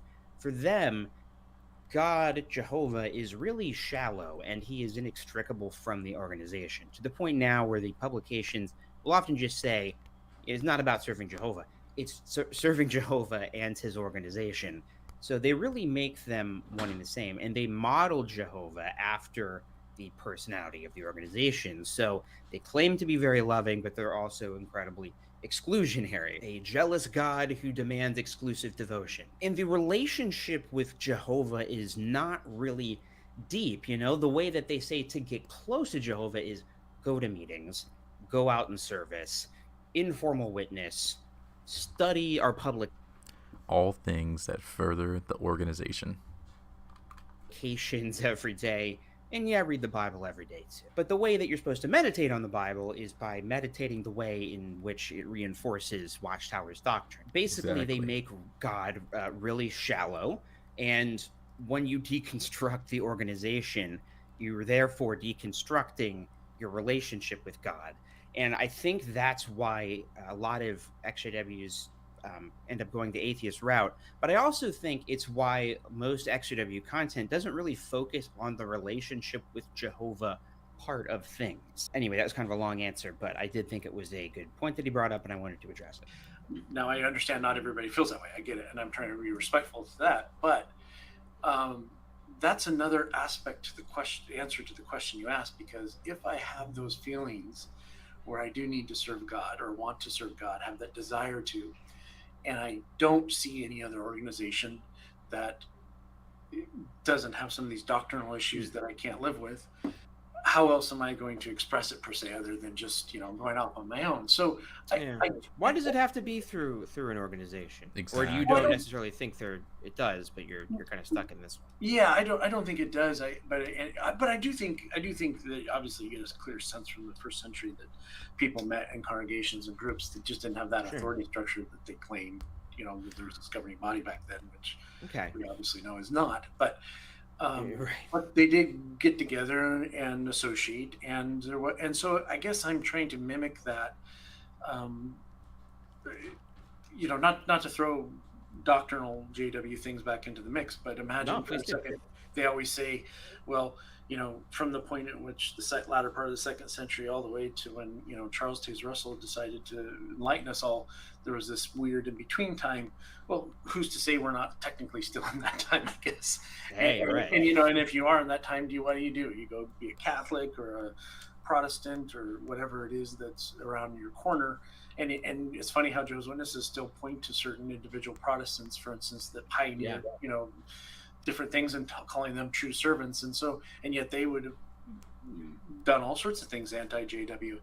I guess in my defense, if you will, that I kind of view that I want to serve God.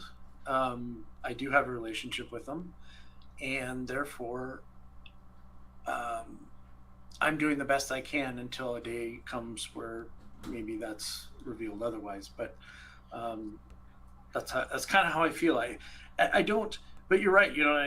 What's going through my background in my mind is, get out of her unless you want to share in her sins. So am I sharing in no, in their sins, or in the organization's sins? I guess I'm trying to remain separate. But yet I am one of them, and I'm in it. So, but I'm doing things differently. I don't shun. Going to your point, I have a really good friend who's actually gay, And he's not a witness or never was, but Yeah. I go to lunch with him. I'm sure if they knew that kind of thing, they'd probably come talk to me. But I think there's a lot of witnesses who disagree with the organization's stance on that, and would be happy if they changed it. So that's interesting to me. Let me collect my thoughts for a second, because I had a thing I was going to say. Now I don't remember what it is.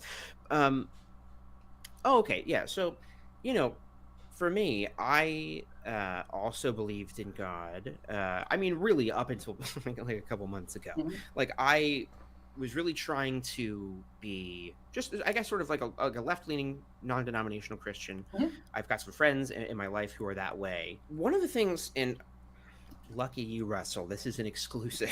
No, I'm just kidding. But I just realized I don't think I've actually ever talked about this, but this was a really big moment for me in my process of just like extreme cognitive dissonance. I hadn't been looking at anything online because I was much too afraid, but I kept on encountering little things that just made me think like, oh man, I'm really like butting up against the doctrine. I don't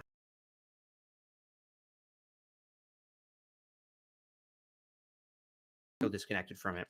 And one of the things I saw was just a tweet from somebody who was a gay Christian, and they tweeted something about how they reconcile that with what the Bible says. And I was reading this thread on Twitter, and I was like, that is so amazing. And I am terrified to check, because best case scenario, I realize that the organization's wrong about how they interpret the Bible, and then I disagree with them on this, and then I have to do something about it. And I think, like, for me, what would happen to me, and again, I really haven't talked about this, is that I prayed very fervently during the process of me just like trying to process my doubts, my dissonance. And I really felt like the answer from Jehovah that I got was that this is not the true organization. Like, your concerns are well founded. Like, the reason why you feel pulled in this direction is because I want you to look. I guess that's how I felt too. I'd say the same thing. I'd say almost virtually. Okay. 100%. Yeah. So you understand what I'm saying. So that's kind of how I felt, right? And then I felt like, because I now know this, I do feel like I am going against God in a lot of ways. And I think that the thing that really affected me that way, I mean, first of all, just like I was enough against the organization's stance on LGBTQ rights that I was like, God can kill me in Armageddon. That's fine. I would rather be out and supportive than inside and promoting bigotry. So for me, I kind of didn't even care if I was right anymore. It's just like, I think this is unhealthy. And if this is what God thinks, I disagree with him, and he can take that up with me. But I did reach a point where I felt like, I don't think God wants me to do this anymore. So that was my experience. I guess I just wanted to share that. No. What is it about? Like, I don't know. It's kind of interesting. Do you feel then? So you have looked into the Trinity a lot and all that. I do. Yeah. So do you feel like the emphasis on like the divine name specifically is proper, like the amount of No, I do feel that it is. Okay. There's actually a bunch of archaeological things in the 1st and 2nd century where Christians that had died would put on their tombs specifically the divine name of Yahweh in Hebrew. They'd do it alternating. And that was a very common thing to do. But that said, I think that Jehovah's Witnesses have taken an approach of dampening too much. I feel this way about Jesus' name. So, and use of Jesus. I think the idea was kiss the Son, lest God be angry. I think that we are focused on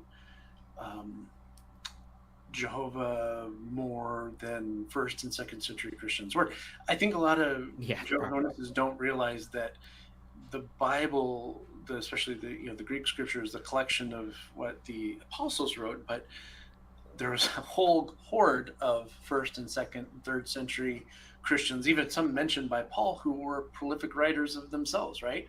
So you can actually go today and see what's called the Church Fathers, broken up by the Nicene Creed. So all Church Fathers after the Nicene, or anti-Nicene, and then Nicene Church Fathers, which were before 325, and they were prolific writers. And yes, do they mention the Father? Did they mention Jehovah? Yes, but they mention Jesus, 5 times as much, 6 times. I don't know what it is. I'm just.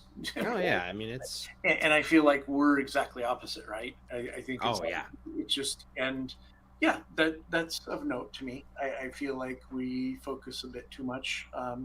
If there is such a thing, I still think, obviously, I think there is a Jehovah, and I think that the Son is Jesus, but I think his point was to focus on Jesus. So I don't disagree with that. Now, as a and I pardon the term, I mean it's only literally, as a new atheist, what is it about atheism that you bounced off of? Because I kind of did the same thing at first, and now I have come back around to it. I felt like I had to try on a different kind of Christianity before landing back at I'm pretty sure I just don't see any evidence for God existing. Oh, interesting. Yeah, and I went into it with a mindset of, hey, maybe he doesn't, and I wanted to find out, I guess. So yeah, that's how I went into it at first, and then I feel like I went on a kind of a back and forth journey. Yeah. So where I went with it was, and I know what I'm going to say is very arguable. I'm sure everybody can argue the heck out of all this, but I would say that the same issues that Darwin had is the same issues that I would say I have. So a lot of people, in fact, I would say I'm a Darwinian evolutionist, in the sense that I believe very similarly to Darwin, where there is such a thing as irreducible complexity in evolution, and that there is problems in the scientific record related to the Cambrian explosion, that being a near impossibility if you believe in progressive, and more importantly, I think the original life issue is a particularly problematic. I was reading. I'll be completely honest with you guys. I literally know zero about evolution. I didn't get to that point. I didn't even try to do anything with atheism. I just kind of stopped going to the meetings, and I just almost pretty much just stopped caring altogether. I guess my reasoning is, if God is the God that I've been learning about, and let's say he is a good God, and he actually does remember all the good things that you've done, then I should be okay, because I'm not a bad person, and I know I'm not a bad person. So if Armageddon does happen, cool, but if it doesn't, fine, because at least I'm going to be fine either way. I tried to play my cards in a way to where, regardless of what happens, I'll still be okay. And I think majority of people that, even some people who call themselves Christians, right? They might not ever go to the church on Sunday or anything. All they do is just participate in little events for fun and stuff like that. And they might believe in God, but it's just kind of like they're not really doing anything with their faith. They just believe it. I'm not in that same boat. I don't actually have a strong belief in God. I don't know if he really exists or not. I guess maybe I am just agnostic. I don't know. I just kind of don't care at this point. I'm just trying to play all my cards to where, regardless of what happens, I should be okay. A recent book by the astrophysicist. Man, his name went right out of my head. But anyhow, he made a reference to the fact that through a process yet to be discovered, chemical things in the ocean got together and formed this light. And it's basically you're talking about abiogenesis. Yeah, and it was basically a statement of faith. It wasn't a statement of reality. I mean, we know all the chemical compounds on the Earth. In fact, we actually feel that we can guesstimate what all chemical compounds are almost in the entire universe. And so, even though we don't know them, we know of them. And there isn't any scientific rationale to suggest that you can get life from those processes. And there hasn't been for a long time, and yet it's been studied for. I guess overall, I started checking off these things these are, in my book, absolutes. And now I'm throwing God in the gaps, right? I realize that I'm taking and I'm putting God in place of not having the answer. So I get that, but at the same token, now we come back to how much sense things make. There's other. I could be here for a long time talking about it. Sure. Yeah. I guess I introduced the general concept of like, why do you believe in God's existence? No, my grandfather was a professor at the University of Washington for all his life, mathematics and fluid mechanics, and then he got into other areas, and he and I would talk ad nauseum over these issues. And he went to every meeting in his life, he never became a Jehovah's Witness, never got baptized, and but he believed in God, and he never let that known in the university. And he and I spoke about it. He took it from the approach of the mathematical equations necessary for some of these things to be true. It starts to stack on top of itself. And what happens is, like any side that speaks a lot, whether it be Dawkins or lots of the other popular atheists, they talk from a position, and they talk from a position they want to speak about, but then they skip over all the other problematic elements of what they believe, and I feel like they're disingenuous when they do it, and that's where I look at like Anthony Flew, who spoke one way one part of his life, another way another part of his life, and you go, well, isn't he disingenuous? Well, I think he honestly kind of came around to realizing that there are problems in that thought process. And I mean, I guess like you're saying, it's a general, it's a lot more than like scientific gaps in things. I mean, frankly I don't know a lot about Dawkins. I did read one of his books, but I find him to be generally kind of a repellent person currently, so I don't like keep up with like what he's doing these days. There's not a lot of like I don't know, atheist thought leaders that I really know of or follow or anything. I just kind of reached for me, I had gotten to a point where I had a real issue with taking the Bible literally, just from a I read a lot of Bart Ehrman myself, and both from a like historical perspective and from a science perspective, from a moral perspective. I just didn't like the reading of the Bible, and when it comes to an interventionist God, I couldn't possibly reconcile that in my head. Like, I just felt like, if God is a sentient being who can fix issues and yet doesn't, then I couldn't find a version of that I was okay with. And so I just kind of was like, God is just like, I don't know, the force or something. Like it started to become so like abstracted that I realized that it was basically no difference as to whether or not I believed in God at all. Like I had made God almost non-existent. So I was just like, I don't really know why I'm clinging on to this God shell anymore. Although I think on that argument, and I understand it's a big one, I would say that, it's kind of one of these things where you take and you judge the Bible based on the literal things that it says, even though it itself doesn't say, hey, take this literally. In fact, honestly, it says it takes it figuratively in a lot of different areas. But the other thing, I guess literally isn't the right word. I guess I would say like cohesively, like interpreting the Bible as the literal, as the infallible word of God, as some and that's way. Something we attribute. We say that, right? The infallible word of God. It doesn't ever say itself is fallible, but because I do believe that there are errors in copying and all sorts of things that Bart talks about. But coming back real quick, to the morality side and suffering and allowing of suffering and interventions. If you were to judge all that based upon the quote plan, if you said the Bible was a plan, the end result will be God doesn't allow that, right? And the end result will be that all those things are done away with, and that all the suffering and all that is never even thought of. So the in its own defense, right? It's kind of like we're judging it based upon a partial point in time. Well, right. That's what Watchtowers, their attempt to get out of jail free card is like, well, yeah, he's letting all the babies die now. Yeah, he's gonna bring them all back. So it's like, yeah, he kind of unkills them. It's like it didn't really count. That sorrow you went through, you kind of forget about it. So Yeah. I don't know. Like there's a lot of workarounds that they have. You know what? I'm realizing I want to ask you, and I am aware if you need to hop off at any time, just let me know. Maybe within the next like 15 minutes or so, we can kind of wrap up. Yeah. Keep this at a reasonable length. But this has been really fun, first of all.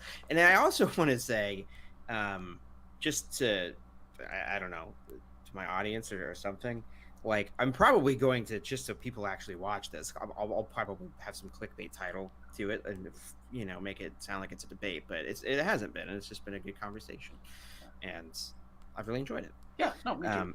Good. Okay, so the thing that I had more of an issue with than like the idea of the kingdom and God, you know, all that stuff is good. I would love all the badness to be wiped away, suffering gone. I can get on board with that. What I had a lot more trouble with were the more step-by-step guides to, like, okay, the Great Tribulation, that's going to be a period of time that happens, and we know we know because of this, this means the United Nations, and they are going to, you know, fell Babylon the Great in the sense that they will somehow come together and eradicate every religion in the world. And then witnesses will be the only ones standing, and then we will be in bunkers for a while. And then there will be Armageddon, and that war is very, like, you know, like, I don't know, like the depiction of everything, and the, like, you know, Russia is the king of the North, and those really specific claims that take Bible imagery and chronology and, like, specifically apply it to future events and Jehovah's Witnesses and stuff. I mean, how do you feel about those things? Like, is Russia the prophesied king of the North in your opinion? Oh man, you know, I won't make fun of you if you say yes. I promise. I'll say this though. If you had asked me that, because I remember thinking that late '90s. Oh my God, that's laughable. And even the late 2000s, you know, it just feels like Russia has just been irrelevant for so long as far as a power, and now all of a sudden they're kind of doing similar. But let me answer one thing real quick. Is the specific nature of all those prophecies? I think the society gets themselves way out over their skis on. I would agree. and I think that they would do far better trying to be a bit more, this is what we think, but we don't know. And, you know, if you have a different opinion, I think the society in general, most religions at some point decide, hey, these are the things that are dogmas in our church or our organization. These are the things that unify us. It's the belief that there is a Trinity, and the belief that they're blah, blah, blah, blah, blah. And they create a number of points that are, these are the hard and fast things that make us who we are. Right. And it feels like Jehovah's Witnesses just go, you have to believe everything we say, and and it's just all absolutely right. And so then when they go out over their skis like this, it's like, you know, and then they're changing their mind and they're making adjustments, or things don't work out the way they think it is. Obviously, and this and that. And so, yeah, I think they look pretty foolish. But to your specific question, I will say, without, in a very generic way, there's no question I do see some of the things happening in the world that are oddly similar to what I was taught as a child.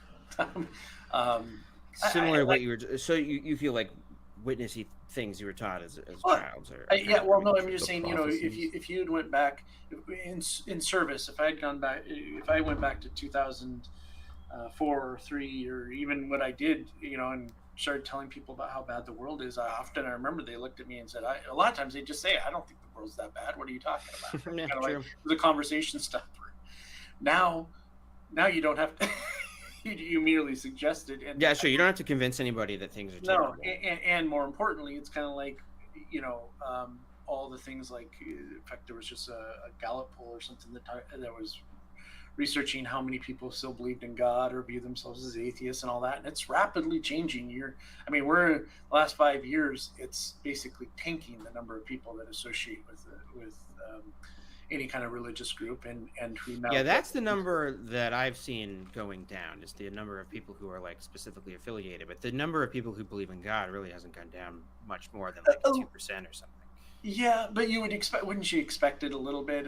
Then I don't know. I just think that it's a trend, and by percentage, if you looked historically, those numbers had stayed pretty stable for the last 200 years. Obviously, they didn't necessarily pull people 200 years ago. But I think principally speaking, the world definitely was a religious place to be. Yes. And ultimately, I can see a day and age coming where, religion is considered, we need to get rid of religion. I see all those things coming. Now, do I think they're soon? No, I don't necessarily think that. Do I see, kind of a pushing and shoving between the United States and Russia? No question. Soviet Union. So prophecy is a touchy subject. I think anybody that goes out and tries to say this is what it means is always going to look foolish at some point. And that's probably what they need to learn. But to your point, and I apologize, I'm answering it in a roundabout way. No, that's how I answer every question. So I understand. There's no question that I see certain things that, in my mind, are oddly similar to what I was told. Okay. I guess, yeah, I do understand that. I've been thinking lately that I picked a pretty curious time to decide to leave a doomsday group, because it seems, I think there's plenty of atheists out there that are like, yeah, I mean, the end of the world will probably come. Yeah, exactly. But what's funny is, climate scientists have been very accurate about predictions about where the world is heading as well. And in some cases have actually overestimated the amount of time that certain things have had. And, and none of that has to do with religion or God. Or and paint out of fear, right? People start to get, honestly, if they start getting hit from all sides. See, I will say this: the world is getting hit from all sides. It was never going to be one issue, because people can compartmentalize things. But if all of a sudden you're dealing with climate, you're dealing with politics, you're dealing with countries, you're dealing with religious issues, you're dealing with this, you're dealing with that, it does start to add up. I mean, imagine, like you said, climate. Well, it's not just the sea rising. It's all of a sudden food shortages.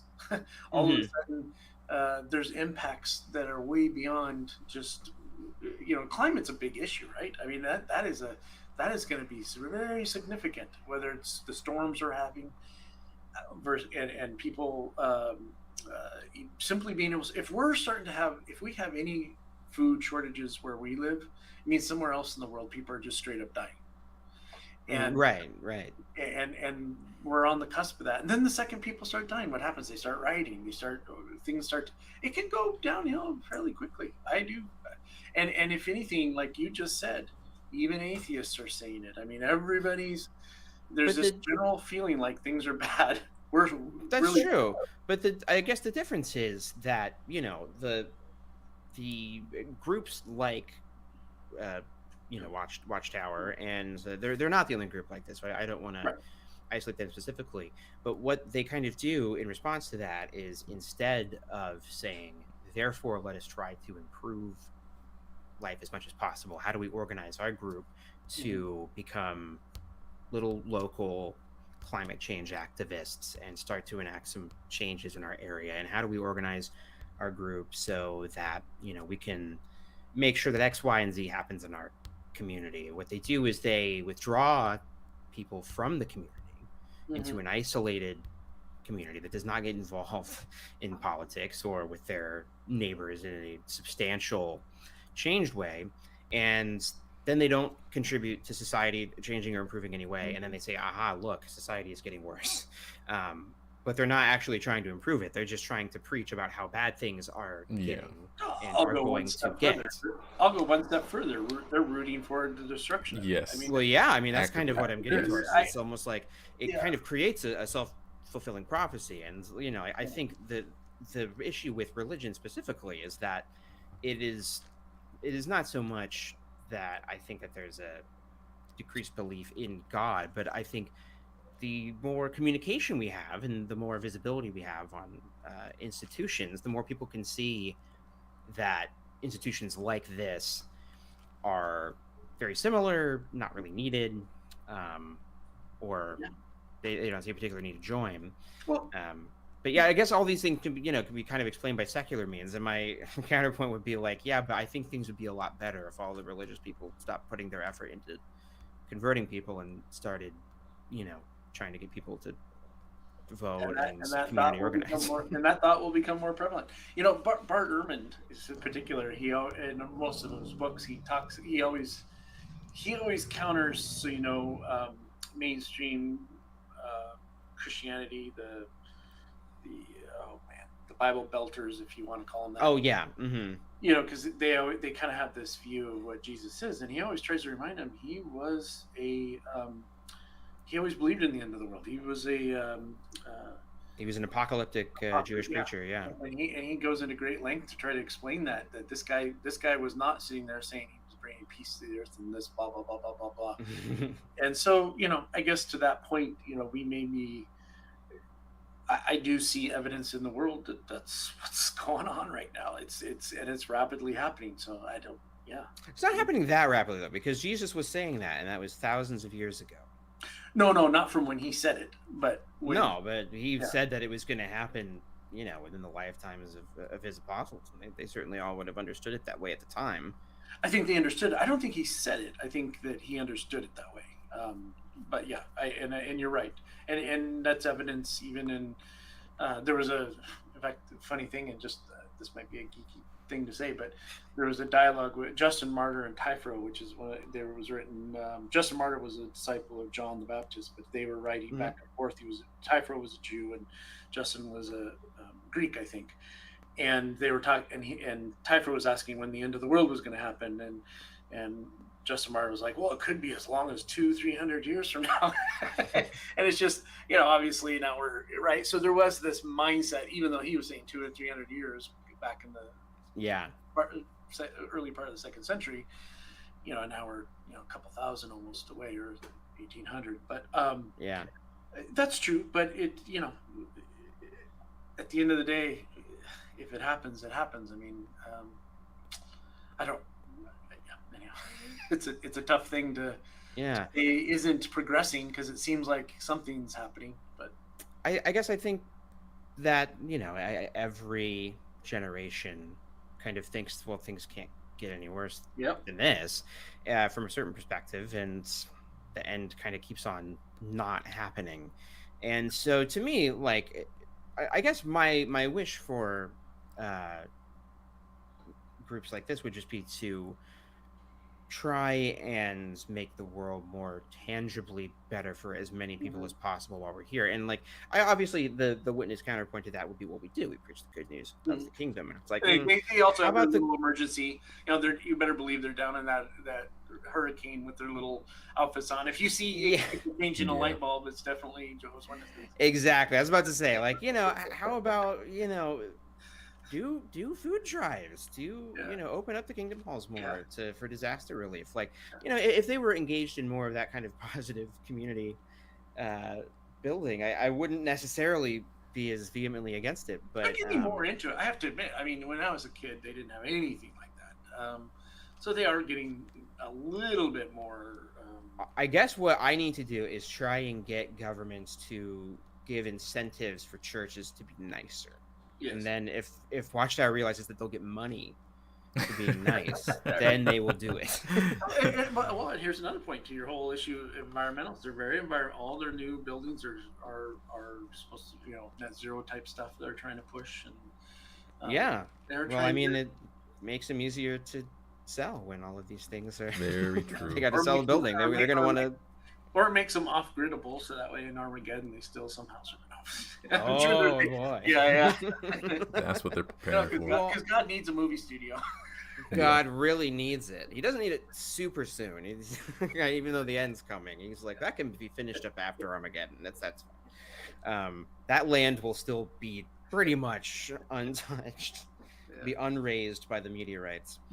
Well, this has been really nice, Russell. And this is I if you're ever up for it, I would be interested to talk to you more. Absolutely. Now that we have more of a starting point, I imagine it might have been frustrating for people to listen to sometimes, like, because sometimes I bet they were like, "Oh, you should ask them about this, and this." Yep. But I was just more interested in, kind of letting you talk and getting a sense of where you're at and how you reconcile all this. And it would be interesting to have you back and kind of, I don't know, grill you a little bit more. No, it's fine.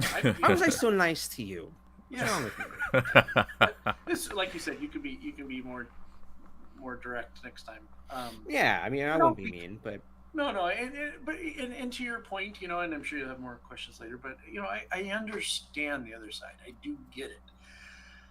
Yeah, it does seem like you've done your homework at least. Although I beg of you to watch other channels that aren't Lloyd's. There's even Christian ExJWs. I don't know what you think of them, but yeah, no, I've watched quite a bit, and actually I think I learned about you. It was your interview with Lloyd. Did I log?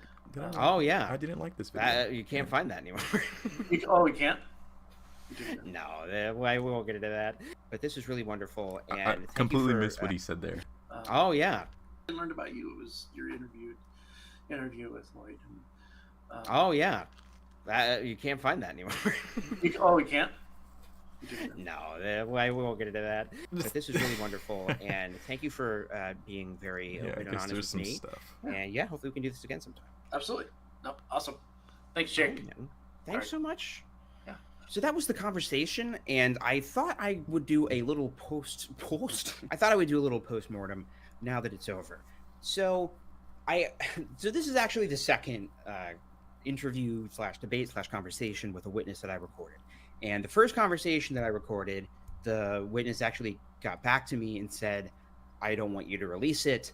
And it was really stressing them out. So I agreed. I was like, okay, I will shelf it. And, I kind of tried to throw out there like, well, I can obviously just alter your voice. And at the time we did the interview, the person wanted to show their face, which I advised against. So I was like, I can blur your face and alter your voice. And they were like, still, no, I don't think I can do it. So this is now my second conversation. It's the first one you're seeing, but I thought I would talk a little bit about the commonalities I saw between these conversations, specifically the one you saw, and what we can learn about talking with our Jehovah's Witness friends, family, or people we meet out in the fields of planet Earth. So in the conversation that you didn't see and that I can't show you, but I promise exists. Actually, I'll show you a little clip just so you know at least it happened. So I would say I'm on your same side. I do want to find the truth to these issues. I'm open to. I'm going to challenge you on that because I don't think you do. Okay, let's go. So one of the things that this person brought up that I see a little bit of with Russell is that I would say that when I was doubting, I couldn't find a satisfying answer to X, Y, or Z. Let's say it was the LGBTQ issue or the 607 issue or Noah's flood. And he would say, oh, but there are answers to these things. I wish I could, articulate these things. And what he didn't seem to understand is that just because there is an answer to something doesn't mean that the answer is satisfying exactly or makes sense. Which is very true. There's a lot of answers that they give, but they're never satisfying. And just like Jake said, they don't make sense. So, because I've received a lot of answers, tons of them, had conversations with family members and things like that, but none of the answers they gave me actually made sense and was copacetic and cohesive with what I learned in the Bible. And then also, it wasn't satisfying in the slightest. And that was one of the things that I was butting up against the most. And it's interesting thinking back to the conversations that I had with my family when I was trying to articulate my reasons for leaving. This is what I would butt up against this with them too, is I would explain why I disagreed with a thing, and they would say, but why didn't you research all these articles we have? Or why didn't you tell us? We could have helped you with this. And they didn't seem to get it. It was like, no, I know what the answer is according to the organization. And my problem is I don't like this answer. It doesn't work for me. So I thought that was really interesting. And I think that that's something that I might try to emphasize more in the future if I'm ever interacting with any witnesses IRL or like just in videos I make that are more geared towards witnesses, focusing on the fact that like, yes, the Watchtower has an answer for this. This is their answer. This is why their answer doesn't work for me. Anyway, the other person I talked to also left the organization for a little bit. The other person wasn't disfellowship. They just kind of faded, tried out some other religions, have, much like Russell, read all of the apostate material, like read Crisis of Conscience and In Search of Christian Freedom, and also like Russell, basically disagreed with Raymond Franz on some things, particularly their decision to leave. So that was an interesting commonality. And I think also in both cases, they were able to reconcile their doubts slash issues with their pre-existing beliefs. So the other person I talked to had an issue with the structure of the governing body, and I think specifically the not inspired or infallible thing. Like he recognized that we have to trust these people implicitly, but also we have to accept that they're infallible, or sorry, accept that they are fallible. And how are we going to differentiate the perfect direction from the imperfect direction? Exactly. I won't get into it, but basically this person was able. That is exactly where I was at too. They are not infallible, and they're imperfect. Okay, I understand, but what about the direction we get? Will the direction be good? Will it be bad? How do I discern that? So I have to make the decision myself still. But if I make my own decisions, then I'd be going against what they say sometimes, and then you can't win. Able to find an answer that made sense for them. And this seems to be the thing that I was hearing with Russell as well, as like he seemed to recognize that there was all these issues with the organizational structure, but he was able to find a way where he can justify continuing to be a Jehovah's Witness while also having that particular doubt intact. Like, okay, I can in my heart and in my head disagree with this, but we're still unified in the same doctrine. I still think this is the best and most correct religion. What that tells me is the notion of there needing to be one true religion, or the restoration of first century worship, is a really powerful point that Watchtower has. I think this must be quite effective for them, which is why they emphasize it a lot. And it really does seem to stick with the witnesses that I've talked to. Certainly throughout my waking up process, all my friends and family, and now with the witnesses I've been talking to for this interview, what would have been a series, but now it's just one. The notion of there needing to be an organization, of there needing to be this collective, how do they say it in the New World Translation? Like, don't forsake the gathering of one another. That talking point seems to have a real hold on people and make them feel that it is correct, even if it is not necessarily healthy, or like that it is generally the best structure, even though there are some issues with the structural integrity. Right. So that's kind of interesting to me. And I think what I'll take from that is, like, I need to actively break that down a little bit more on the channel. You know, I really haven't gone into that because my sense is that it's been covered really well by a bunch of other channels, but it seems like it is something that might be worth digging into a little bit more. So I'm going to take that with me as well. Hopefully this will lead to more conversations. I had a really nice time talking with Russell, and I hopefully will have him on again, and we can have maybe more of an actual debate, or I can hold his feet to the fire a little bit more. If you like this and want to see more stuff, don't like worry, this, Jake. I already liked it. Let me know, or let me know in the comments what I can do differently, or what I can improve on. Okay, let's go ahead and stop right there.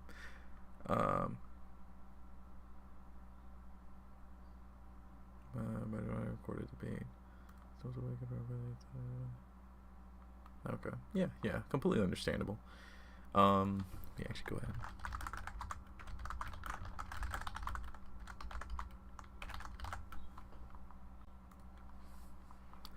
I really thoroughly enjoyed that. It was about an hour and 40 minutes or so, but that was great. Very good conversation he had there. It wasn't a debate with an active witness, but it was definitely a conversation. And from what I got out of this whole conversation, I really do feel that Russell, which is the person's name, obviously not a real name, in the next 6 months or so, they're probably going to be having another conversation with Jake. And then the next time, they're going to have their face shown, and they're going to say, yeah, I actually ended up leaving for good.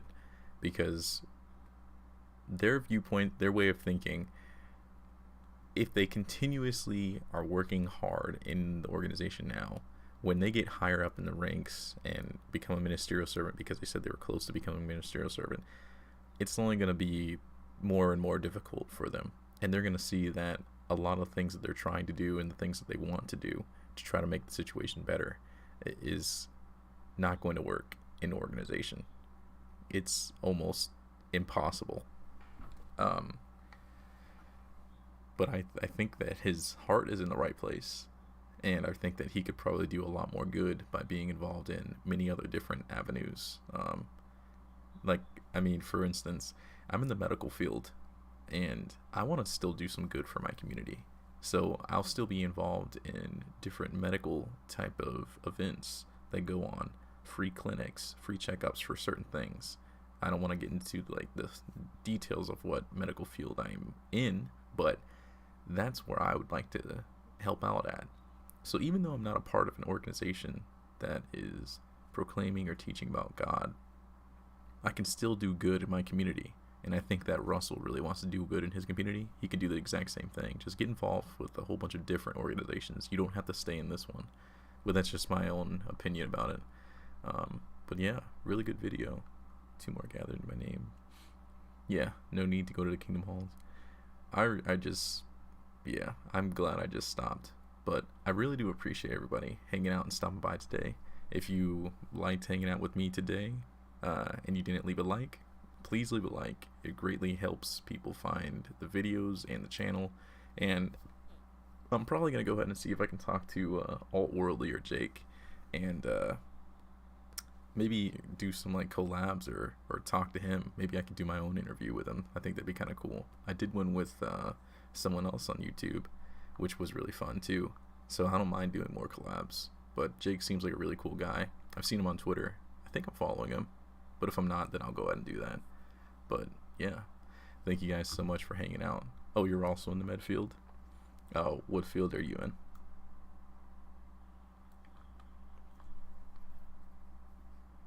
If you don't mind me asking.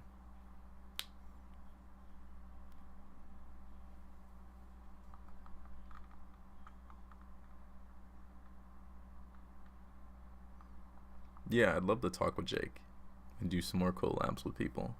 I think something he mentioned was about like making videos and stuff, and how people already touched on subjects, and it seems like it's pointless to do another video on it because it's been covered so well. That's my issue. I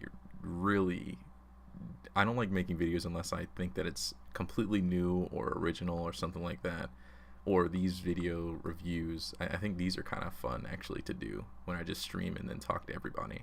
But doing these little video reviews and stuff like that, I don't really like making new videos about things, or videos myself about things that have already been touched on by everybody else. It just seems redundant to me, and I don't think that I can put out better information than they can. I'm okay with doing research. I don't mind doing research, but it's not one of my favorite pastimes. I don't do it for fun. So it's not my cup of tea to sit down and research a whole bunch of stuff. Okay.